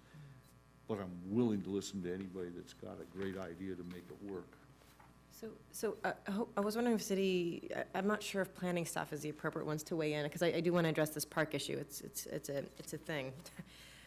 From back in my Parks Commission days, what I recall was as an alternative. Okay, so let's look at what the alternatives are. As an alternative, the developer would pay a park fee, and the city would put that on the priority list. Okay, well, here are the park fees, and then when enough fees were raised, you would build a park. One of the concerns is that there may not be concurrence with that. And again, feel free to correct me if I'm wrong, but I seem to recall that, you know, a park would be built when we got to it. Like, there might be another park that's higher on the priority list. Like, we really need one, you know, at the south end of Bridgeway Lakes, or we really need one, you know, wherever. So could you weigh in a little bit about what that would look like? Yeah. In the Parks Master Plan, because this is not something contemplated in the Parks Master Plan, it's not really the size that we're looking for either. Probably what we would do is consider it more of a CFD area. So it would be developed, it could look like a park. Could you explain to my fellow commissioner what a CFD is? Thank you. Yeah, a CFD would be a Community Facilities District area. So the fees that would pay for not necessarily the construction, but the ongoing maintenance of those little particular areas would come from the homeowners' taxes, the Community Facilities District taxes that would be collected from that particular homeowners group. So it would look like a park, it would feel like a park, but the homeowners in that area would be paying for their maintenance. Not unlike homeowners in the rest of Southport, which pay into their CFD to maintain the landscaping along Southport Parkway and along their frontages, the street trees along their frontages. We could include that into the CFD that we're going to form for this particular project. We haven't fleshed that out yet. That's part of the final map process. And so we're not really to that stage yet. But that's likely what the city would do if we were to include these landscape areas under city maintenance. I'd also like to add on this that on the open, the open space that's provided within the project is pretty much equivalent to the neighborhood park standard that we have in terms of 2 acres per thousand. If we, we assume 222 units, and for this type of product, we'd probably assume 2.5 persons per household. It's 555 people. So that the 2 acre per thousand for neighborhood park is equivalent to about 1 acre and change. And that's what they have when you sum the open space areas within the project, so on neighborhood park. Before you leave, could we talk a little bit about the timing? My question is, because this is, again, what I'm recalling from my years on the Parks Commission, let's say that, the CFD approach, the development fees are used to build the park, CFD funds are used to maintain the park. How soon would park development occur? Because my experience was, again, it would get on the list. It's currently not on the Parks Master list, and so it would need to go through both a legislative process at the city as well as procurement for funding. And those are both things I would add to the time frame as opposed to a privately financed park. If it were to be added to the Parks Master Plan, yes, we would need to do the upfront administrative process of adding it into the Parks Master Plan. Of course, that includes modifying the fee structure in order to incorporate that in and spread that cost over all of park development. And then the fees are collected for park fees, specifically for the neighborhood component. And then once we get enough money together from that neighborhood component for that specific area, then the park would be constructed. In the other method of dealing with it, in the CFD method of dealing with it, the park would be constructed up front with the rest of the subdivision improvements not paid for by park fees. But it would be constructed up front with the rest of the subdivision improvements, and then the city would take it over for maintenance, paid for by the CFD fees that it collects. Thank you, that's very, very helpful. If I can just add on, in that case, the park would be built to city park standards as opposed to. Correct. Yeah. You could still have those special amenities, a bocce ball court or whatever it is.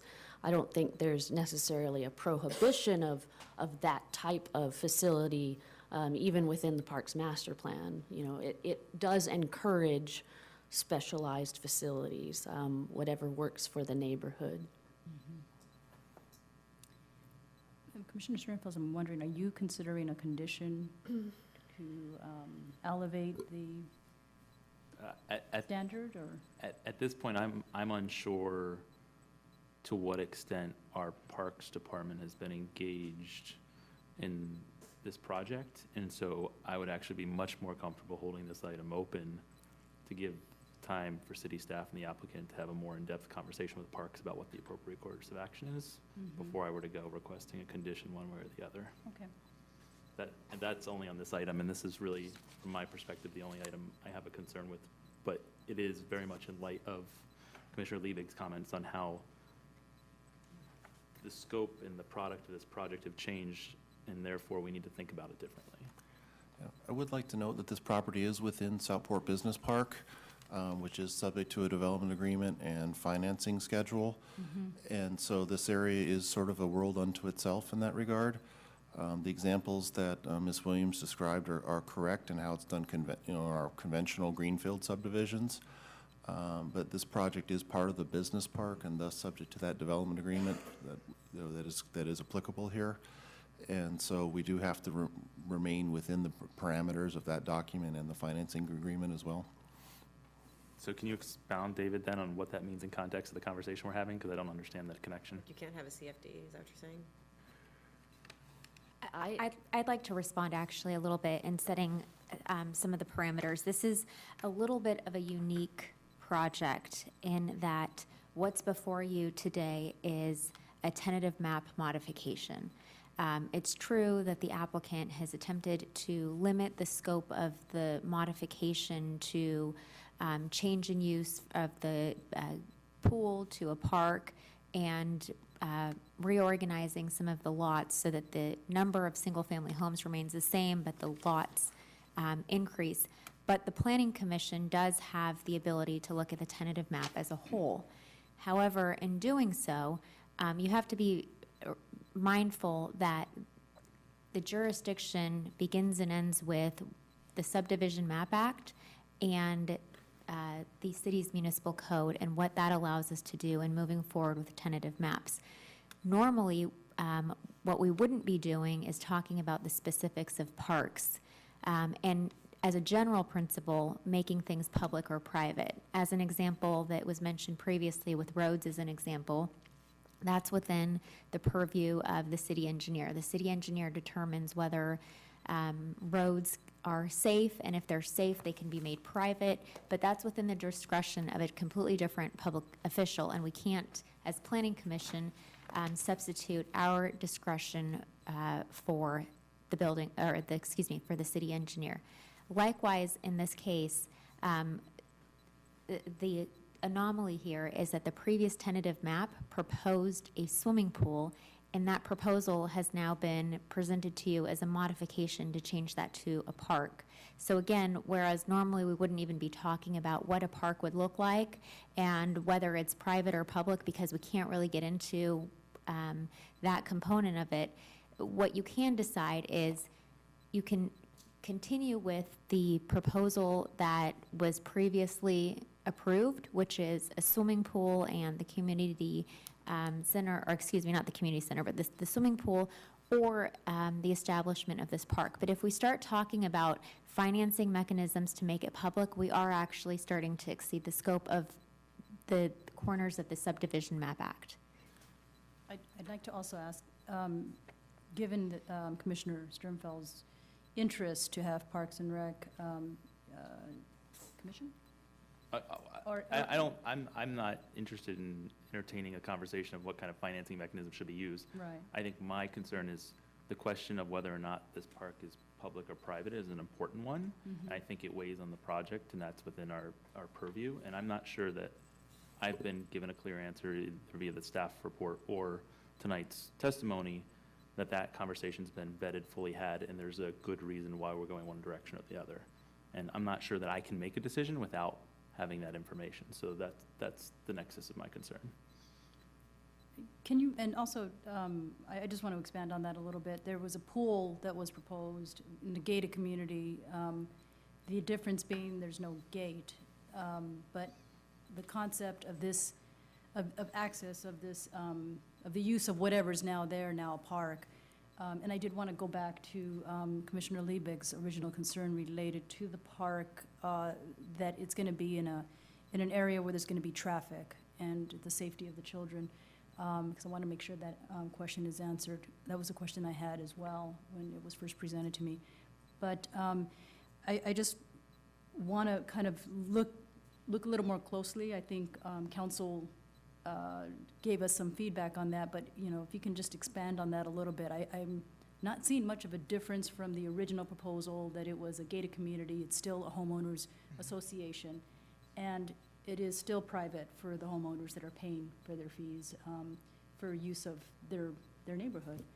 And I see that, but I also understand that there might be people who are just going to drive in. There's no gate. They're going to have access to it. And I think you asked a very legitimate question. What's going to be done to, is it going to be private patrol? I mean, that's something that the homeowners, can use and decide that they don't want to have anybody else coming in and have control over it. But I think if I was paying an association fee, you know, I might have some exception to what's going on in my community and kind of, you know, have as a group, you know, they have meetings and make some, you know, changes so that, you know, this is something that I feel comfortable if I'm paying for this fee. Yeah, I just think the change in concept from a clubhouse that's probably gated with key card access or something, with a gated swimming pool behind it, going to a public open space park is a fairly significant change, and a positive one. I actually think it's a great change. I'm just not sure that the question of whether or not this is a city park or a private park and what that means has been fully vetted. And certainly I haven't received enough information to know that it has, and that this is the absolute right decision for our community as far as the development of Southport goes. So I'm not saying I'm for it or against it. I just don't have enough information to know how I feel. So we think maybe staff could answer the question? One option for the commission as an alternative to making a decision tonight is to continue it and have this further vetted as Commissioner Sternfeld has requested. Mona, could I get just a clarification? Sorry. A yes vote on this means that we go from a swimming pool and a clubhouse to, and the tot lot moves, and there's just an open space park. Basically, everything else stays the same, including the conditions that the council had put on the project. Is that correct? That's the yes vote. And a no vote would mean that it goes back to the previously What was approved in 2014. project. That's Right. correct. So- If the commission were to deny the tentative map tonight, the previously approved vesting tentative map still remains. Okay. So to clarify, since I kind of spurred this discussion, I do understand that. And so I'm looking at little tweaks that I know a couple of you have in your heads probably, to how we can make this, the same idea, the same project work better with a lot of kids running around and walking around. I do actually agree that the park is probably a better scenario than the clubhouse and the pool. This isn't really going to be built to Southport standards. They are tight homes, they're tight streets, and there's not a lot of space. So versus multifamily housing that's stacked, you actually end up with more space around it. So I think we're compromising. There's a product that people will probably buy here. Versus an apartment complex, which might not be the best use of this property. So I do understand that. So I'm looking at little considerations for children's safety and play. Can I have the applicant come back up and just, because I want to make sure that our commissioners understand some of the safety issues that you took into consideration when you developed this area. I'm sorry, I didn't catch the question. Oh, I'm sorry. Can you put the slides back up? What happened? The slides back up? Yeah, is it possible to Put the slide back up. at That's a least- good at idea, least to to put one the of the slide back up park? in that Because I know park that's area. updated from what you previously, what's included in our Because packet. we did have the discussion about the safety, because there's that circular area where people are going to be, to pick children up, Right. and I think you mentioned there's going to be some form of gate or something? No, but we'd be willing to fence it.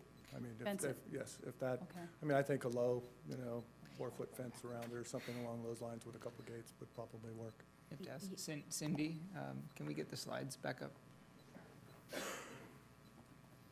As far as safety, I do have a little suggestion. So, there's a park just behind your property off of Golden Gate, which is actually a pretty busy road, and Half Moon Bay, which is actually, it's right over by Bridgeway Island, the school. And that park, there's a lot of traffic around there. It's a pretty busy corner, I would say. It's not off of Southport, it's not on the main street, but this isn't off the main street either. This isn't directly on Southport, but they do have some fencing on on the corners, there's a little bit of fencing where the cement About the is. same, it's like 4 feet too. Right, and I find it to be pretty effective, because when my kid runs off, she actually just runs and plays with the fence or plays in the loops for the bike racks, and I was seriously just with her like a few days ago at the park. I think it was Monday, was it? But I find that the fencing to be effective. I was concerned when I originally had gone to that park, because she tends to run and run fast, but even with my crazy kid, I've never had any issues of her even going near the road. So I'm not that concerned with the safety here. Okay. Partly what we tried to do was to orient the little activities, put the play structure in the middle of the park, and, the bocce ball on one end and the swings on the other. So we did consider, the locational kind of aspects of where we sited things.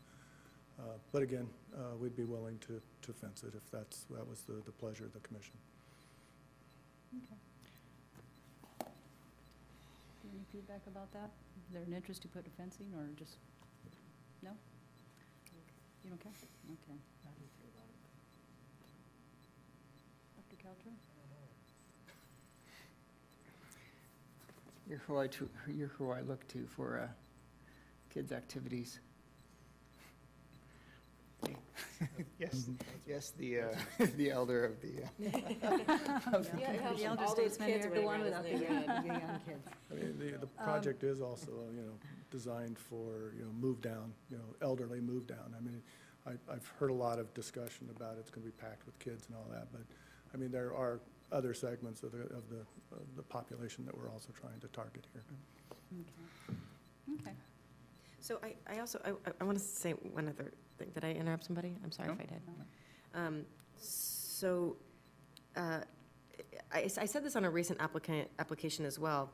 It's really going to be incumbent upon the developer to sell this thing, or the builder, I should say, to sell these properties. And so when we bring up issues like, oh, I don't know, it's like, do people want to schlep their garbage cans all the way down? Honestly, if the builders think someone's going to buy it, I don't mean to be so blasé, but people are seeking a specific housing type. And if I can get in to, kind of a first-time home buyer, yes, I don't mind schlepping my, my garbage, my trash can. And then, again, to the point of questions that I was directing to staff earlier about the public versus private park, one of the reasons I brought that up is because it takes a long time. If we're gonna go kind of a public park route, it takes a long time, and I do think that by the nature of not having a gated community, I think that it will de facto feel like a park. And I don't mean to be naive, but I really do think that in practice, it will be treated as a public park. Right. I think so too, I agree. I think kids are pretty mobile. Not when the homeowners know that. They may weigh in after that, Yeah, yeah. your homeowners will make it a private park, period, without a doubt. Right. I'm still, I don't want to assume that Commissioner Liebig agrees with me, but I am in support of this project and I'm looking for modifications. I'm not looking to turn it down because I like this proposal better than what's currently out there. Yeah. And I am concerned about delays because if we punt it, I would suspect that it's not going to make it to the August meeting. I would be more comfortable putting in a condition where discussion of the park is reviewed by park staff. I do trust our city staff to make good judgments, and so that's a kind of direction I would prefer to move in if we're going to be raising concerns like that. And I think that's part of future discussions, Ms. Williams, that you mentioned. I think there's going to be that discussion already, so maybe we don't need a condition on that. But that's already laid into the planning for the future. Okay. I'd go with that. Okay, good. Thank you. And for clarification, review by the park staff as a private park? As a private park, of course, yes, that's kind of like the only way we can do it moving forward. And as Commissioner Austin expressed, I also want to be able to move forward in approving this tonight because I see you have done some work already in the grading that you mentioned? Yes, we're going to have grading equipment out there within the next couple days. Couple days? Monday at the Right. latest. And I think that also has an impact on some of, what we asked to reconsider, but would have, as far as the improvement plan and have that moving forward on a timely fashion versus modifying things. I do support, I think, this plan, and I know that there are some concessions that we've made. Staff have reviewed it for several years now. We've had a thorough discussion already before. We approved it before as a gated community. I think the only change is not having a gated community that council had requested. You're back here providing that with the modifications that we are now reviewing, and I'd like to, and I'm very supportive of it. I appreciate that. Thank you. So I think we can close the public hearing and take it back to the commissioners for further discussion. I don't think we'll be making the modifications from what I understand. No? Okay. Except for sending the park for staff review. Is that already part of the Can we park? have clarification on that? Is that assumed in the conditions, or do we need to add that to the conditions? Right. You could make a motion with direction to staff to pursue this matter further with the Parks Department. Wouldn't necessarily need to make it a formal condition. Okay. Okay, thank you. That's good. Chair, Yes. may I ask, David, can you describe to what extent the conversation around this change is, what conversation your team has had with Parks on the modification? I believe Ms. Williams has had a conversation with our Parks Director on this project. I did have a discussion with our Parks Director, Tuttle. I believe it was earlier this week, either Monday or maybe early Tuesday, but it centered more around the fact that, as proposed, this is a private park, and as such, we don't have much discretion as to what they would decide to put in it. And that was the extent of our conversation. So we did not discuss any options for potentially this area as a public park or even a public maintained landscape area. So, as a private park in which we don't have much discretion over, what point is there really in asking our staff to coordinate further with Parks on it if we have no discretion on it? Again, to me, the discretion would be whether you would do a CFD maintained landscape area, not necessarily what the city would consider a park because of the way it's funded and the way it's maintained, but it would look and feel as if a park. So that may be a viable alternative to a private park in this particular situation. Mr. Tilley, is there anything in what we're proving tonight that specifies that the park would be private or public? Well, in our estimation, a park is one that's city-owned and operated and maintained. This is a private open space area within the project, very similar to what's at Lindenwood, Riva, Ironworks, and other projects in town that have private streets and have some degree of, private open space, within the project. Going public on this, there's no park shown in the park master plan, for this site. This park, as we're describing it, is also rather small, which makes maintenance of it costly and inefficient for our parks group. And not to mention that, we're talking about private streets.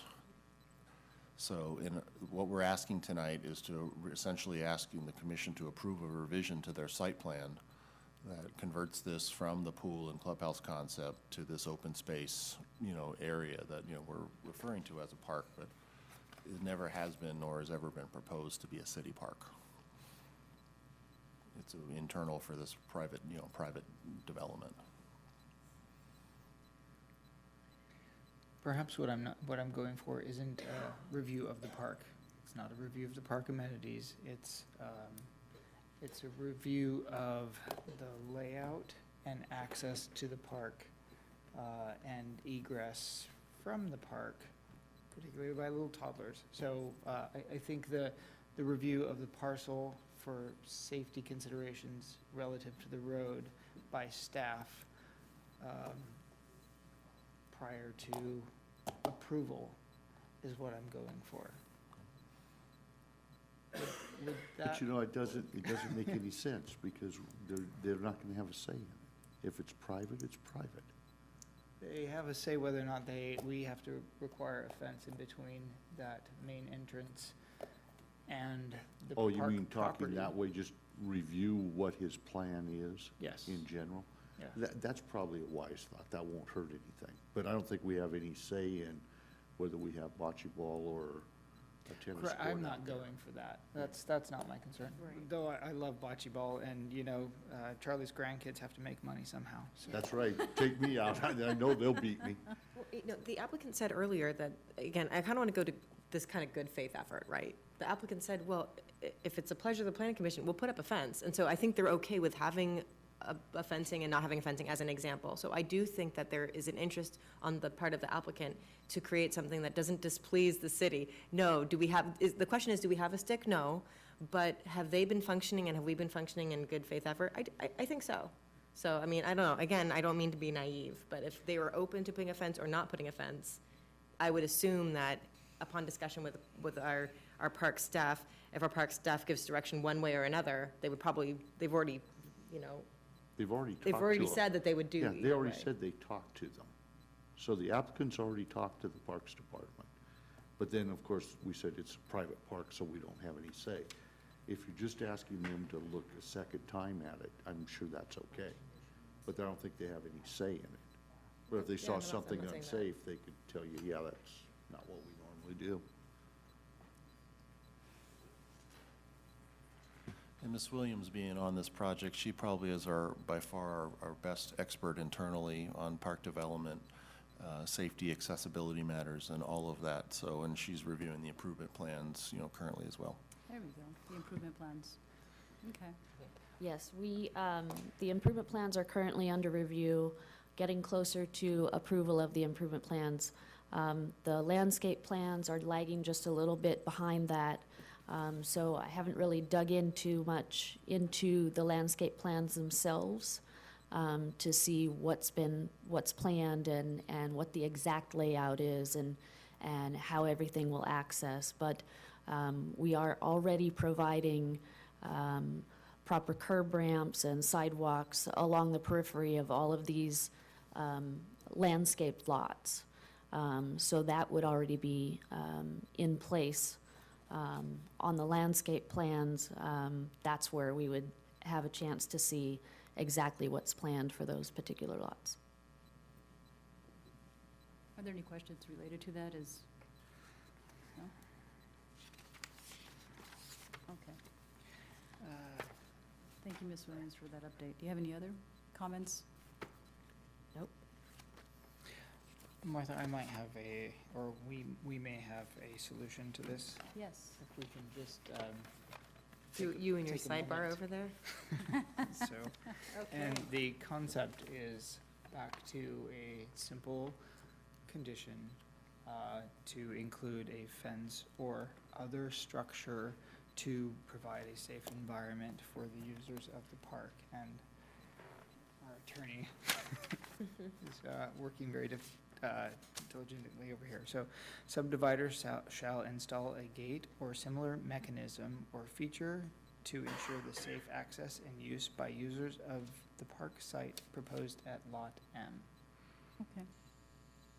So that would be an amendment to, And Chair Guerrero, I know that you closed the public hearing, but I do think in this instance, it would be helpful if we can reopen it just to ensure that the applicant also agrees. I know that previously they did agree, but I'd like the record to reflect that they are in fact in agreement with Absolutely. this. I agree. I will reopen the public hearing so that the applicant can provide feedback to that recommendation for a modification.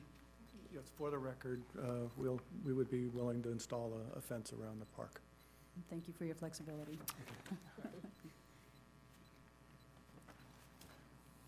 I will close the public hearing and bring it back to the commissioners for further discussion on that particular modification. Okay. Yes, Dr. Kelter. Madam Chair, thank you.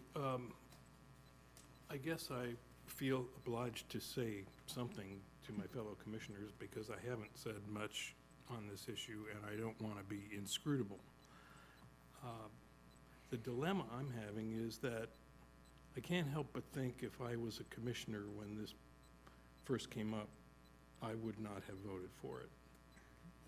The density is marginal. The infrastructure in the area is, I presume, designed for as much as twice the density of this project. As Commissioner Liebig pointed out, if it were an apartment project, there'd be more open space than there is now.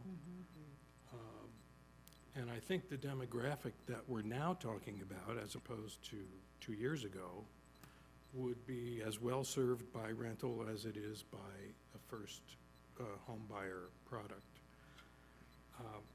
Having said all that, none of those options are available on the issue to which we've been asked to dedicate ourselves tonight.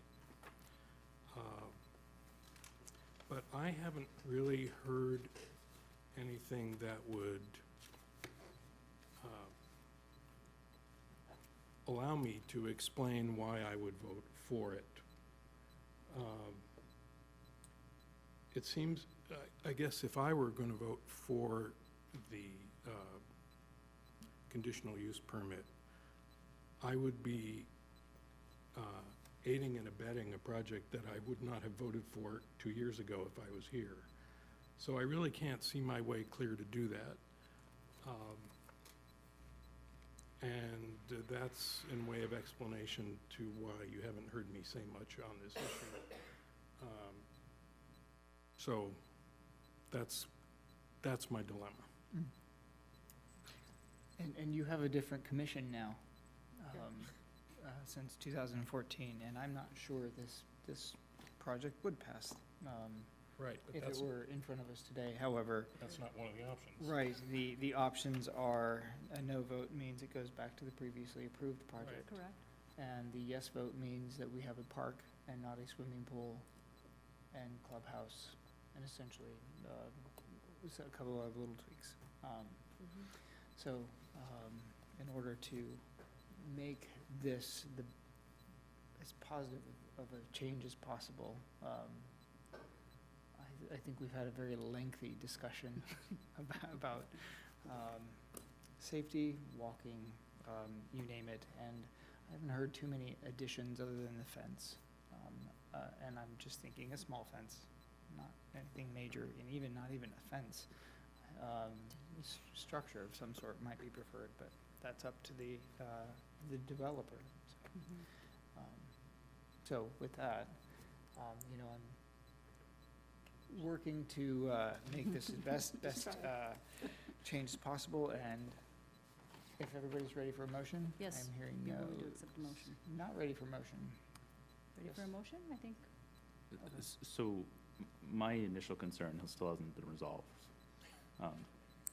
And I'm not the only person sitting up here who has concerns about the project.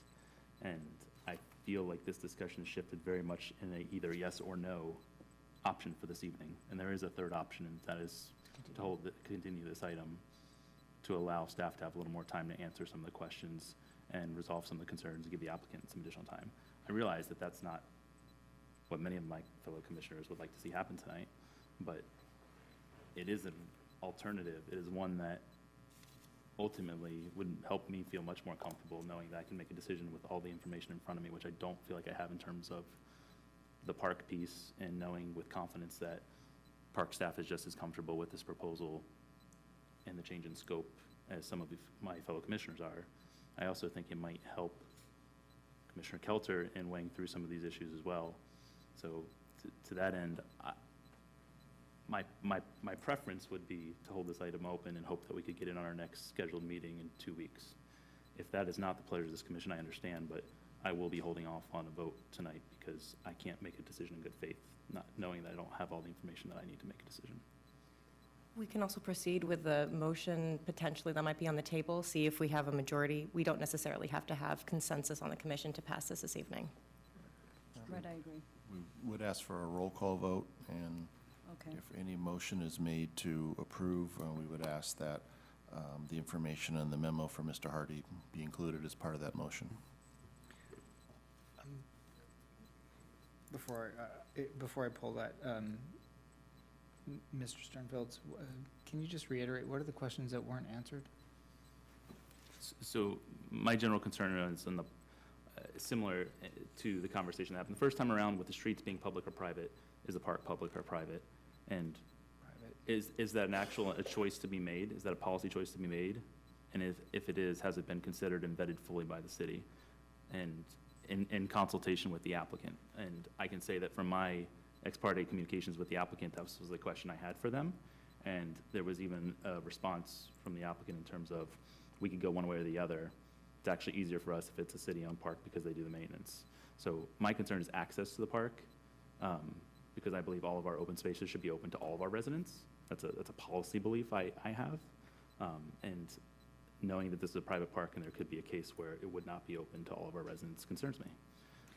And maybe that would never happen, but it's a decision that's before me, and I don't have enough information to know that that decision was fully vetted, that it went through the whole parks team. And I've heard some concerns from folks from that division, so I just have pause. And if, I understand if the will of the commission is to move forward on it, but I can't make a decision in good faith based on that. Okay, my understanding on this is, okay, if we say we want to make the project go public, public streets, public park, you have a completely different project, and that is not on the table. And that would be up to the developer then to bring that to us. And I was under the impression that they would prefer us to not, essentially, to vote no and move forward on the current project, rather than disrupt the schedule and Right, change the and I agree. I project. think that So, the schedule could be significantly disrupted with any delays. I see that they're planning on doing the grading. I know that we should, take into consideration, but it's not a concern of mine at this point. But remember, they can't start anything at least for 15 days, because there's a 15-day period that someone could appeal this decision no matter what. they have a project. 10 days. If you go back to the old one, yeah. Yeah, they have a project that's the old one, so, and that's been approved, and he's got grading equipment out there, Right, and no, that's I what I'm think they like, started wow, already. so, I don't think we're stopping that project. Again, that's the will of the body, that's why we have a body. I'm just sharing my concerns and being candid with the group on what they are. Okay. Thank you for sharing your concerns. It's good to know, and I think it's on the record,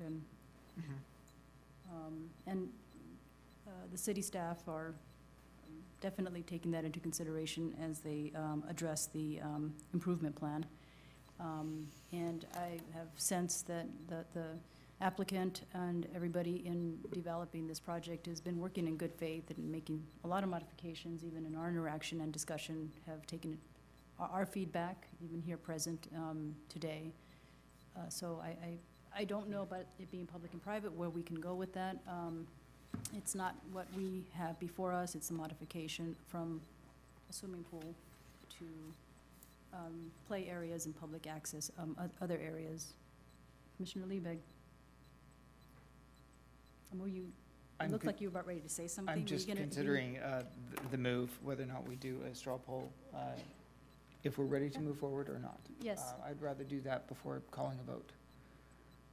Oh, okay, straw poll. All right, so starting to my left? Are you- Sure, I'm, at this point, I'm ready to move it forward. we're doing straw poll. Do you want to just raise our hands, or each of us speaks? Okay, so who's ready to move forward? That's a yes or no vote. I'm just ready to move forward or hold back, and There's, I think, different reasons for each commissioner why they wouldn't be ready to move forward. Dr. Kelter expressed, where he would have been at 2014, and from my understanding, which I appreciate, where you were coming from. Right. I just don't see the logic of helping the project as we've heard it tonight, move forward. It's not, I don't think it's the highest and best use of the parcel, and I'm not interested in helping it move forward. Okay, well, that's good to know.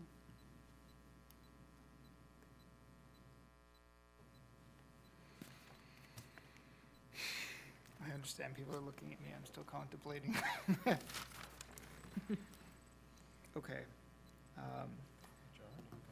So Right. I'll This just is- say, one this of is my a vote. concerns is that if we decide to postpone, I'm not sure that we're going to, I feel like it's this project or some minor version of it. I don't think that delaying it is going to change the vote significantly. We may add one vote, one way or another. I will move staff's recommendation with the additional condition regarding gates or similar mechanisms, and the changes to the conditions as outlined in the staff errata. Okay. Commissioner Liebig moves. I'll second. We have a Commissioner roll call Armstrong vote, please. Yes, and Madam Chair, can you please call the roll? You mean Cindy? Or secretary. Sorry, Madam You're Secretary, the please chair. call the roll. You're the chair, she's the secretary. Commissioner Kelter, what is your vote? No. Commissioner Moore, what is your vote? No. Commissioner Tumber, your vote? Yes. Commissioner Liebig, your vote? Yes. Commissioner Sternfels, what is your vote? Abstain. Vice Chairperson Austin, what is your vote? Yes. And Chairperson Guerrero, what is your vote? Yes. Okay, we have 4 yeses, 2 nos, and 1 abstention. Motion is approved. All right. Any interested party may appeal the decision of the Planning Commission's matter to the City Council by filing a written appeal with the city clerk within 10 days of tonight's action. The appeal must be accompanied by the appropriate filing fee. Okay. Thank you very much for being here, and good luck on your project.